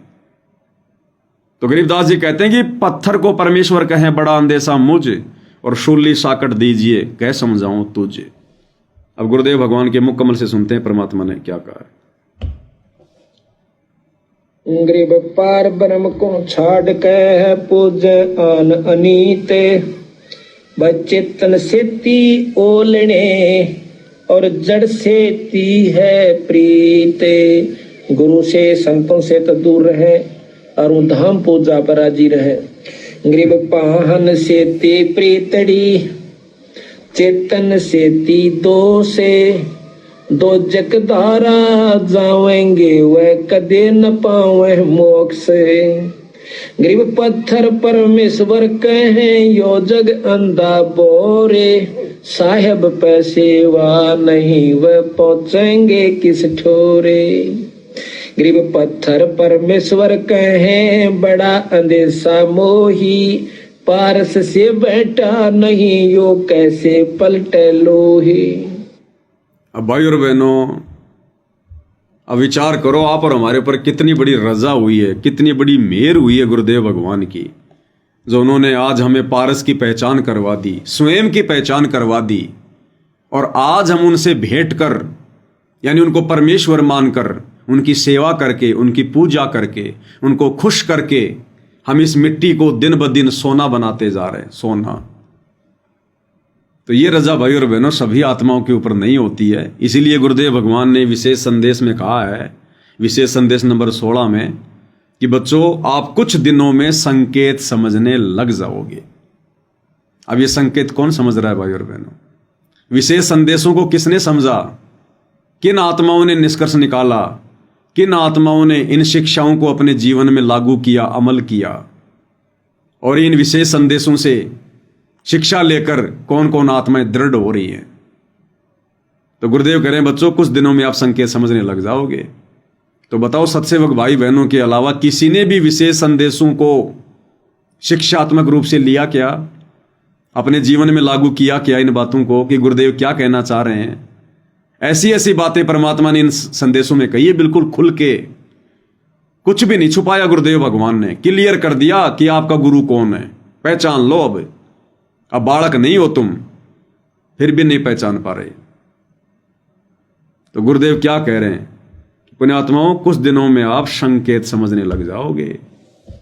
इब्राहिम सुल्तान दम के बंदी बन के चले गए, एक नौकरानी बन के चले गए। क्या पड़ा था उनको? कोरडे खाए, नौकर बने, अपने बच्चे को नरक से निकालने के लिए। अब तुम बालक हो, बुद्धि छोटी है, बच्चे की बुद्धि इतना काम नहीं करती। इस ज्ञान से आपकी बुद्धि विकसित होगी। आप कुछ दिनों में संकेत समझने लग जाओगे। क्या कह रहे हैं गुरुदेव? आप कुछ दिनों में संकेत समझने लग जाओगे। कौन से संकेत? अरे सबसे बड़ा संकेत एक ही है, परमात्मा को पहचानना, परमेश्वर की पहचान करना। इससे बड़ा कोई संकेत नहीं हो रहा। तो गुरुदेव कह रहे हैं बच्चों कुछ दिनों में तुम संकेत समझने लग जाओगे। यानी गुरुदेव कह रहे हैं कि बच्चों मैंने अपना माथा पचाने की जरूरत नहीं पड़ेगी। ये जो तुम्हें तत्व ज्ञान दिया ना सन 1988 से, इस तत्व ज्ञान से धीरे धीरे तुम्हारी हृदय वाली आंखें खुल जाएंगी और तुम पहचानने लग जाओगे कि गुरुदेव क्या कहना चाहते हैं, क्या समझाना चाहते हैं। और अब दास आपको भाई और बहनों 4 विशेष संदेश सुनाएगा, छोटे छोटे। क्योंकि जो समझदार आत्मा थी वो तो समझ गई और समझकर अपने गुरुदेव भगवान को भोग लगाना शुरू कर दिया, उनकी आरती उतारनी शुरू कर दी, क्योंकि पहचान में आ गया कि भगवान कौन है। और जिस परमात्मा के लिए हम सतयुग से भटक रहे थे, जन्म जन्मांतरों से भटक रहे थे, आज वो भगवान हमारे सामने आ गया, हमारे गुरु के रूप में आ गया।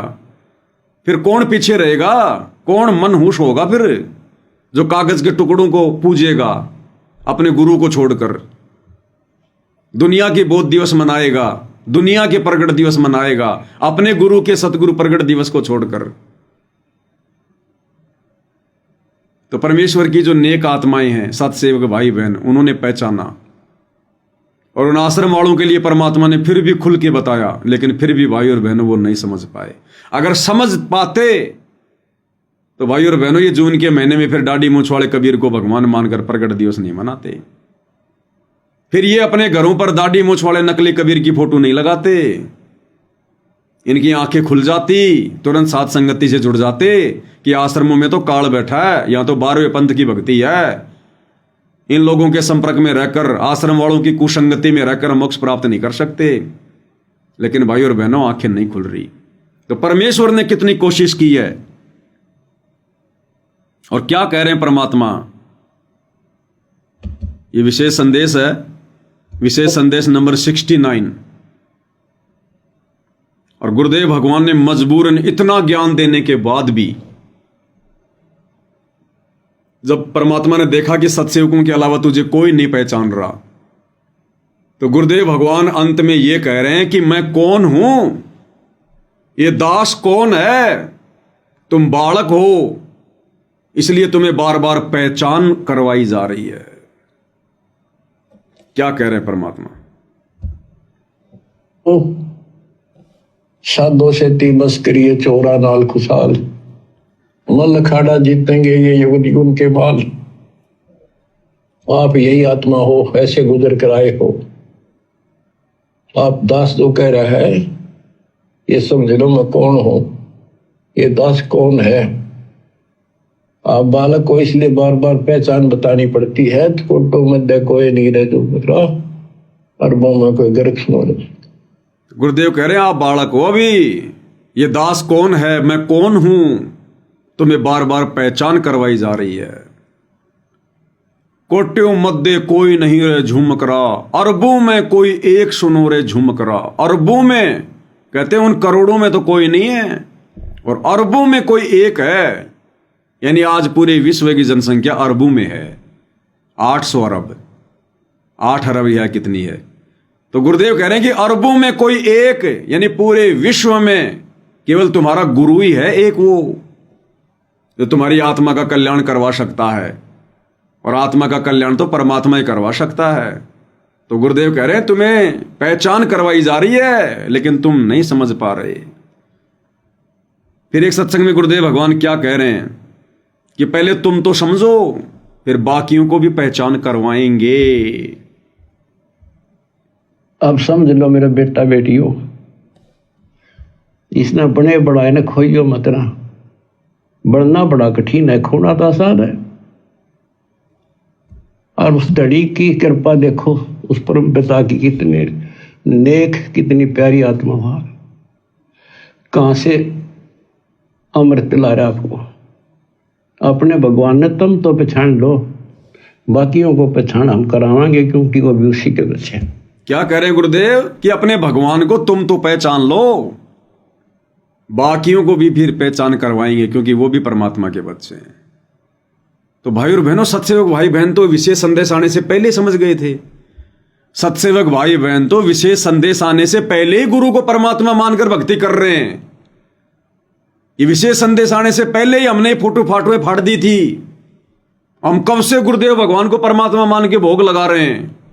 हमने कब से इन आश्रमों में जाना छोड़ दिया, कब से हमने वो दाढ़ी मूंछ वाले कबीर को परमात्मा मानना छोड़ दिया। तो हमारे लिए नहीं करे गुरुदेव, सत्सेवकों के लिए, इन आश्रम वालों के लिए कह रहे हैं कि तुम तो पहचान लो। यानी अभी तक तुम पहचान नहीं पाए कि भगवान कौन है। अब आश्रम वाले कहेंगे भाई हम क्यों नहीं पहचान पाए, कबीर भगवान है, कबीर भगवान है। अगर तुम पहचान गए होते उस कबीर को, तो आज गुरुजी ने हिसार जेल जाकर यह बात बोलने की जरूरत नहीं थी कि पहले तुम तो पहचान लो। तो क्या गुरुजी को भी नहीं पता क्या? लेकिन गुरुजी को पता है कि इन्होंने कबीर तो पहचान लिया, लेकिन दाढ़ी मूंछ वाले के रूप में। इन आश्रम वालों को यह तो पता चल गया कि कबीर भगवान है, लेकिन ये दाढ़ी मूंछ वाले को पहचाने कि ये दाढ़ी मूंछ वाली फोटो है कबीर। इसलिए गुरुजी कह रहे हैं कि पहले तुम तो पहचानो कि रियल कबीर कौन है, वर्तमान में असली कबीर कौन है। इसलिए गुरुदेव कह रहे हैं, अन्यथा आश्रम वाले तो सब जानते हैं कि भैया कबीर कौन है।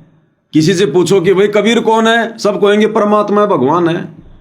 तो फिर गुरुजी क्यों कह रहे हैं कि पहले तुम तो पहचानो। तो गुरुजी देख रहे हैं कि नादानों ने उस दाढ़ी मूंछ वाली फोटो को कबीर मान लिया, ये अपने गुरु को कबीर के रूप में नहीं पहचान रहे। तो कह रहे पहले तुम तो पहचानो, फिर बाकी दुनिया वालों को भी पहचान करवाएंगे, क्योंकि वो भी परमात्मा के ही बच्चे हैं। फिर से सुनो, अब समझ लो मेरा बेटा बेटियों, इसने बने बढ़ाए ने खोइयो मत ना। बढ़ना बड़ा कठिन है, खोना तो आसान है। और उस धड़ी की कृपा देखो, उस परम पिता की कितने नेक, कितनी प्यारी आत्मा वहां, कहां से अमृत पिला रहा आपको। अपने भगवान ने तुम तो पहचान लो, बाकियों को पहचान हम करावांगे, क्योंकि वो भी उसी के बच्चे। अपने भगवान ने तुम तो पहचान लो, बाकियों को पहचान हम करावांगे, क्योंकि वो भी उसी के बच्चे। अपने भगवान ने तुम तो पहचान लो, बाकियों को पहचान हम करावांगे, क्योंकि वो भी उसी के बच्चे। सब सहयोग दो, परमार्थ करो, परमार्थ में हानि का देरी होती। तो गुरुदेव भगवान को हिसार जेल जाने के बाद भी, 30 साल से ज्ञान देने के बाद भी, आज भी आश्रम वाले भाई बहनों को समझाने के लिए बोलना पड़ रहा है कि तुम तो अपने भगवान को पहचान लो। यानी अभी तक आश्रम वाले भाई बहनों ने नहीं पहचाना कि रियल में कबीर कौन है, अन्यथा गुरुदेव को यह बात बोलने की क्या आवश्यकता थी। और एक विशेष संदेश में तो गुरुदेव ने बिल्कुल क्लियर, क्या मूर्ख से मूर्ख व्यक्ति भी समझ जाए मूर्ख से मूर्ख की वर्तमान में हमारे गुरुदेव कौन है। गुरुदेव कह रहे कि बच्चों, वो परमात्मा गरीबदास जी के समय आए थे, और भाई इबारे प्रत्यक्ष प्रकट हैं तुम्हारे सामने, पहचान सको तो पहचान लो। बिल्कुल क्लियर संदेश है भाई और बहनों। इसके बाद भी अगर कोई नहीं समझा तो भाई और बहनों फिर वो समझेंगे भी नहीं। इन विशेष संदेशों को सुनकर और साध संगति के माध्यम से गुरुदेव भगवान ने इन्हीं विशेष संदेशों पर जो वीडियो बनवाए हैं, उनको सुनकर भी ये आश्रम वाले नहीं समझ पा रहे। इसका मतलब ये आगे गुरुदेव के आने के बाद भी उनको परमात्मा नहीं मानेंगे। इसलिए दास कह रहा भाई और बहनों, ये 12वें पंथ की भक्ति है, और ये लोग इस मनुष्य जीवन में अपना आत्म कल्याण नहीं करवा पाएंगे। क्या कह रहे मालिक? क्या बताते हैं? उत्तर दक्षिण पूर्व पश्चिम फिरता दाने दाने लो, और सर्व कला सतगुरु साहिब की। हरि आए हरियाणे। गरीबदास जी के समय आए थे। गरीबदास जी के समय आए थे। बारे भाई प्रगट सामने था, ये बारे पहचाने जात पहचान लियो। गरीबदास जी के समय आए थे। बारे भाई प्रगट सामने था, पहचाने जात पहचान लियो। तो गरीबदास जी के समय कौन आए थे? गरीबदास जी के गुरु जिंदा बाबा। कौन जिंदा बाबा? कबीर जी। और कह रहे भाई ये बारे थारे सामने प्रत्यक्ष प्रकट, पहचान सको तो पहचान लो। अब बताओ, इससे ज्यादा क्लियर मैसेज और क्या देंगे गुरुदेव? अरे हम गधे थोड़ी हैं, फिर इंसान है ना। अब भी नहीं समझेंगे कि गरीबदास जी के समय आए थे और ये बारे भाई प्रत्यक्ष प्रकट तुम्हारे सामने, पहचान सको तो पहचान लो। फिर भी ये नादान संगत नहीं पहचान रही, फिर भी नहीं पहचान रही। ये विशेष संदेश आए हुए 2 साल हो गई, और इन दिनों जो इनका ये समागम चल रहा है इन सतलोक आश्रमों में, अवतरण दिवस मना रहे हैं अपने गुरु का, और भोग लगा रहे हैं दाढ़ी मूंछ वाले नकली कबीर को। और जब ये भोग लगाते हैं तो देखना इनकी फोटो, वो दाढ़ी मूंछ वाला नकली कबीर तो ऊपर, और उसके पैरों में असली कबीर सतगुरु रामपाल जी को बैठा के रखते हैं, वो गुरु गोविंद वाली फोटो। तो भाई और बहनों, ये बाद में भी नहीं समझेंगे। गरीबदास जी के समय आए थे। बारे भाई प्रगट सामने था, पहचाने जात पहचान लियो। इसीलिए परमात्मा ने फिर अंत में एक संदेश में कहा कि मैं तुम्हारा भगवान हूं, मुझे पहचान लो, नहीं तो यो खाओगा था ना काल। क्या कह रहे परमात्मा? और बच्चों तुम उस प्रोसेस से गुजर के आ चुके हो, इसने खराब ना करियो, फिर ना बढ़ाइयो दोता की इस टेंशन को। तो कैसे खड़े हो बाप सारी बालिक, कैसे रो रहे हो खुदा के, सब कुछ बता रहा और पाप आत्मा हम मानते नहीं, और ज्ञान भरा हमारे अंदर का पता नहीं, और विद्वान बन जाते हैं। मैं रोवत हूं सृष्टि को, सृष्टि रोवत मोहे, गरीबदास इस वियोग को समझ सके ना कोई। मैं तुम्हें रो रहा हूं, मैं थारा भगवान हूं, मैं थारा पिता हूं। पछाण दो मन खाओगा तेरी दुरुक्ति के रखी तुम्हारी। आज चौधरी पका रहा क्या पंडित बन गया था, मैं कुत्ता बन गया छोड़ दिया। ओह मैं तुम्हें रो रहा हूं, मैं थारा भगवान हूं, मैं थारा पिता हूं। पछाण दो मन खाओगा तेरी दुरुक्ति के रखी तुम्हारी। आज चौधरी पका रहा क्या पंडित बन गया था, मैं कुत्ता बन गया छोड़ दिया। ओह मैं तुम्हें रो रहा हूं, मैं थारा भगवान हूं, मैं थारा पिता हूं। पछाण दो मन खाओगा तेरी दुरुक्ति के रखी तुम्हारी। आज चौधरी पका रहा क्या पंडित बन गया था, मैं कुत्ता बन गया छोड़ दिया। ओह और देखो कैसे ढंग से निकाल रहा के काल का विधान भी बना रहे, मेरा वचन भी बना रहे, मेरे बच्चे भी मेरी शरण में आ जाए तो निकालते।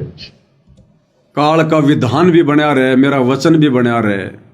कौन सा काल का विधान? कि परमात्मा आप नीचे जाओगे, आप केवल अपना ज्ञान देना, जबरदस्ती किसी के साथ मत करना।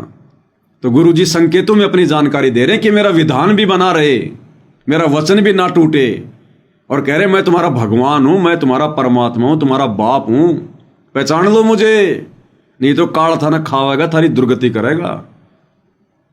अब संगत यदि पहचान गई होती उस कबीर भगवान को, तो आज गुरु जी ने रो रो कर ये बातें नहीं बोलनी पड़ती कि पहचान लो। इसका मतलब अभी तक संगत नहीं पहचान पाई कि कबीर कौन है। संगत केवल दाढ़ी मूंछ वाली फोटो को कबीर मान रही है, अपने गुरु को कबीर नहीं मान रही। इसलिए गुरु जी कह रहे हैं कि पहचान लो मने, नहीं तो थारी दुर्गति करोगे यो काल। एक बार फिर से सुन लो पूरा। और बच्चों तुम उस प्रोसेस से गुजर के आ चुके हो, इसने खराब ना करियो, फिर ना बढ़ाइयो दोता की इस टेंशन को। तो कैसे खड़े हो बाप सारी बालिक, कैसे रो रहे हो खुदा के, सब कुछ बता रहा और पाप आत्मा हम मानते नहीं, और ज्ञान भरा हमारे अंदर का पता नहीं, और विद्वान बन जाते हैं। मैं रोवत हूं सृष्टि को, सृष्टि रोवत मोहे, गरीबदास इस वियोग को समझ सके ना कोई। मैं तुम्हें रो रहा हूं, मैं थारा भगवान हूं, मैं थारा पिता हूं। पछाण दो मन खाओगा तेरी दुरुक्ति के रखी तुम्हारी। आज चौधरी पका रहा क्या पंडित बन गया था, मैं कुत्ता बन गया छोड़ दिया। ओह मैं तुम्हें रो रहा हूं, मैं थारा भगवान हूं, मैं थारा पिता हूं। पछाण दो मन खाओगा तेरी दुरुक्ति के रखी तुम्हारी। आज चौधरी पका रहा क्या पंडित बन गया था, मैं कुत्ता बन गया छोड़ दिया। ओह मैं तुम्हें रो रहा हूं, मैं थारा भगवान हूं, मैं थारा पिता हूं। पछाण दो मन खाओगा तेरी दुरुक्ति के रखी तुम्हारी। आज चौधरी पका रहा क्या पंडित बन गया था, मैं कुत्ता बन गया छोड़ दिया। ओह और देखो कैसे ढंग से निकाल रहा के काल का विधान भी बना रहे, मेरा वचन भी बना रहे, मेरे बच्चे भी मेरी शरण में आ जाए तो निकालते। मैं रोवत हूं सृष्टि को, सृष्टि रोवत मोहे। तुम भगवान भगवान करते फिरते हो, मुझे रो रहे हो, सुखदाई भगवान का है, इसका साइड है, तुम भगवान मान रहे हो, और मैं तुम्हारे लिए रो रहा हूं, मेरे बच्चे थारी प्रगति हो रही, आंख खोलो।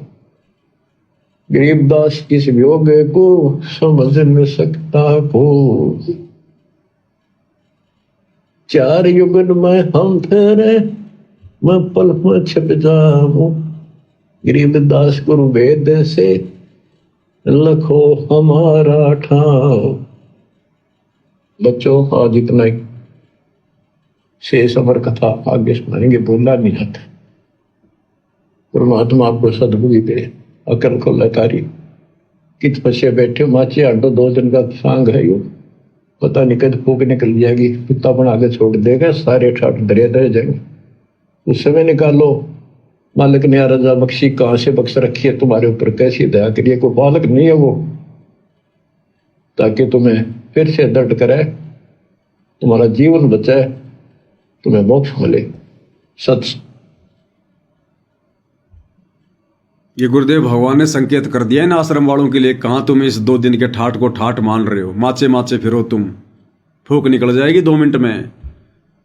कहाँ तुम इन राजनेताओं के पीछे दौड़ रहे हो, मनमानियां कर रहे हो, मर्यादा तोड़ रहे हो, गुरु को नाराज कर रहे हो, संगत के दान के ऊपर आराम के टोक तोड़ रहे हो, मौज मस्ती कर रहे हो। संगत को भी मस्ती चाहिए, और संगत तुम्हें मस्ती करवाने के लिए खुल के तुम कुपात्रों को ज्योति पाठ और दान का पैसा दे रही है।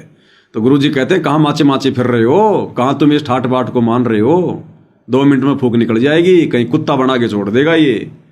क्या कह रहे मालिक? मैं पल में छिप जाऊं गरीबदास गुरु वेद से, लखो हमारा ठाव। बच्चों आज इतना ही, शेष अमर कथा आगे सुनाएंगे, बोलना नहीं आता। परमात्मा आपको सद्बुद्धि दे, अकल को लतारी। कित पछे बैठे माचे आडो 2 दिन का सांग है यो, पता नहीं कद फूक निकल जाएगी, कुत्ता बना के छोड़ देगा, सारे ठाट दरिया दे जाएंगे। उस समय निकालो, मालिक ने रजा बख्शी कहाँ से बख्श रखी है तुम्हारे ऊपर, कैसी दया करिए, कोई बालक नहीं है वो, ताकि तुम्हें फिर से दर्द करे, तुम्हारा जीवन बचाए, तुम्हें मोक्ष मिले।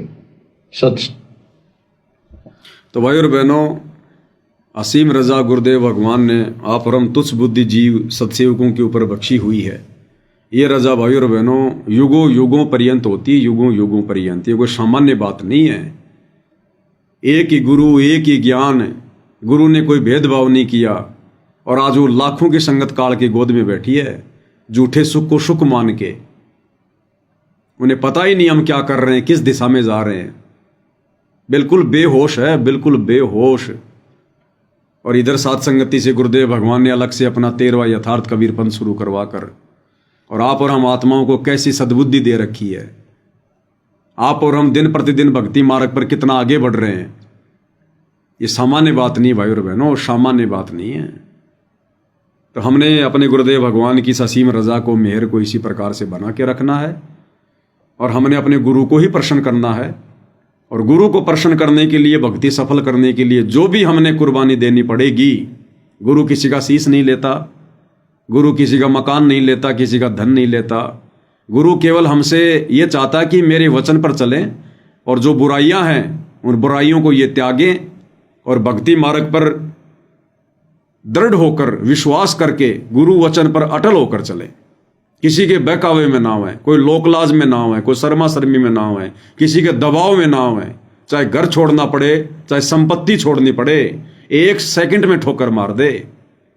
अगर किसी का बाप करोड़पति है और सतगुरु रामपाल जी की भक्ति से यदि वो ना खुश है, और कह रहा है कि बेटा यदि तूने भक्ति अगर करनी है तो मेरी संपत्ति से बाहर हो जा, इस मकान से बाहर चला जा, उसी समय बिना सोचे समझे कि ले थूकता हूं मैं तेरी संपत्ति पर, तो मार इसके ऊपर सांप की तरह लौट पलटे। मैं तो ये चला, मेरी संपत्ति तो मेरा गुरु है, मेरी भक्ति है। इतना हमारे अंदर विश्वास, इतना दृढ़ विश्वास है, तब जाकर ये परमात्मा फिर अपना आशीर्वाद बख्शेगा। इतनी दृढ़ता चाहिए। ये नश्वर संपत्ति हमने बिल्कुल ठोकर पे रख के चल लिया, ठोकर पे। असली धन, असली संपत्ति हमारा भगवान, हमारी भक्ति है, मर्यादा है। तो जब समय अगर आ जाए, ऐसी भी अगर नौबत आ जाए, तो सोचना नहीं, फिर विचार नहीं करना, किसी को फोन करके नहीं पूछना कि भगत जी क्या करूं। परमात्मा ने सब बता रखा, तुम्हें भी पता है, और फिर भी तुम संशय में हो, तो फिर यह भी कमजोरी है। इस नश्वर संपत्ति को अपने ठोकर पे रख के चलो अगर भक्ति सफल करनी है तो। जब भी आदेश हो जाए, फुटबॉल की तरह ठोकर मार दो कि जाओ, ले जाओ, खाओ पियो, ऐश करो। हमें देने वाला हमारा सतगुरु है। तब भाई और बहनों, परमात्मा अपना समझेगा फिर। तो भाइयों और बहनों, सतगुरु महिमा में आज केवल इतना ही। इसी प्रकार से हम पूज्य गुरुदेव भगवान के आशीर्वाद से थोड़ी थोड़ी जानकारी प्राप्त करते हुए प्रतिदिन जैसे भी परमात्मा हमें मौका दें, भक्ति मार्ग पर हम आगे बढ़ते रहें और हमारा ये जो समय है ये इसी प्रकार से व्यतीत हो जाए गुरुदेव भगवान के बाहर आने तक। और परमात्मा भी यही चाहते हैं कि ये आत्माएं किसी न किसी बहाने इस भक्ति मार्ग पर लगी रहें, इस मन शैतान को मौका ना दें, अन्यथा जरा भी हम लापरवाही बरतेंगे, इधर उधर की बातें करेंगे, तुरंत इस शैतान रूपी मन का दाव लग जाएगा और कहीं न कहीं हमारी यह मर्यादा तुड़वा देगा। इसलिए पूज्य गुरुदेव भगवान ने हम सत्संगों पर विशेष रजा बख्शी है। हमें परमात्मा ने इतनी भक्ति क्रिया दे दी, इतनी भक्ति क्रिया दे दी कि हमें पड़ोसी से बात करने की भी फुर्सत नहीं है, पड़ोसी से भी बात करने की फुर्सत नहीं है। तो ये गुरुदेव भगवान की विशेष रजा है, तो सात संगति के माध्यम से परमात्मा ने हमें बिल्कुल लपेट के रखा हुआ है। जरा भी मौका इस शैतान रूपी मन को परमात्मा नहीं दे रहे। तो भाइयों और बहनों, हमने इस रजा को इसी प्रकार से बना के रखना है। ये रजा युगों युगों के बाद होती है, युगों युगों के बाद। तो भाइयों और बहनों, कल परमेश्वर जी का इस धरती पर जो प्राकट्य दिवस है, कल वो दिन है। सभी भगत भाई बहन हर प्रकार से मर्यादाओं में रहकर सहज तरीके से, साधारण तरीके से केवल परमेश्वर को प्रसन्न करने की रजा करें, जो है आगे बढ़ें। और गुरुदेव भगवान से हम ये भी अर्ज करें, अरदास करें कि हे परमेश्वर, यदि आप उचित समझो तो आप तो सर्वशक्तिमान हो, दयालु हो। हे परमेश्वर, हम नीचों पर रहम करते हुए यदि आप उचित समझें तो परमेश्वर आप अपनी लीला को समेट कर हम नीचों के बीच में आने की दया कीजिए। परमात्मा, आपके बिना हमारा सब कुछ अधूरा है। परमेश्वर, हम जी जरूर रहे हैं, लेकिन परमात्मा हमारा जी, हमारी जान हमारे अंदर नहीं है।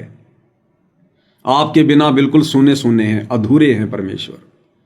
तो अपने मनी मन में या जैसा भी है, आप गुरुदेव भगवान से जरूर प्रार्थना करें कि परमेश्वर, आप तो कुछ भी कर सकते हो। परमात्मा, आप तो गागर में सागर भर सकते हो। परमात्मा, आप तो राई का पहाड़, पहाड़ से राई बना सकते हो। परमेश्वर, आपका सामर्थ्य, इसका कोई वारन पार नहीं है। ये परमेश्वर, हम आपसे प्रार्थना करते हैं। बाकी तो आपकी अपनी मौज है परमेश्वर, लेकिन हम नीच तो आपसे प्रार्थना ही कर सकते हैं कि परमेश्वर, आप जितना जल्दी हो सके हम नीचों के बीच में आने की, हमें साक्षात अपने दर्शन देने की परमेश्वर हमारे ऊपर रजा बख्शे। तो क्या पता भाइयों और बहनों, किस आत्मा की हृदय की सच्ची पुकार से परमात्मा प्रसन्न हो जाए और एक आत्मा की सच्ची पुकार के चलते लाखों का भला हो जाए। बाकी तो परमेश्वर ने जो समय निर्धारित करना, जो किया हुआ है, उसी समय आना है। लेकिन कहते हैं भगत के वश में है भगवान, भगत के वश में है भगवान। तो परमात्मा तो फिर राई का पहाड़, पहाड़ का राई कर सकता है। तो जो हमारे वश में है वो हम जरूर करें भाइयों और बहनों, परमेश्वर को प्रसन्न करने के लिए। तो आज की साथ संगति में केवल इतना ही। परमेश्वर हम सबको सद्बुद्धि दें, आशीर्वाद दें, हमारा मार्गदर्शन करें। बंदी छोड़ सतगुरु रामपाल जी परमेश्वर जी की जय हो।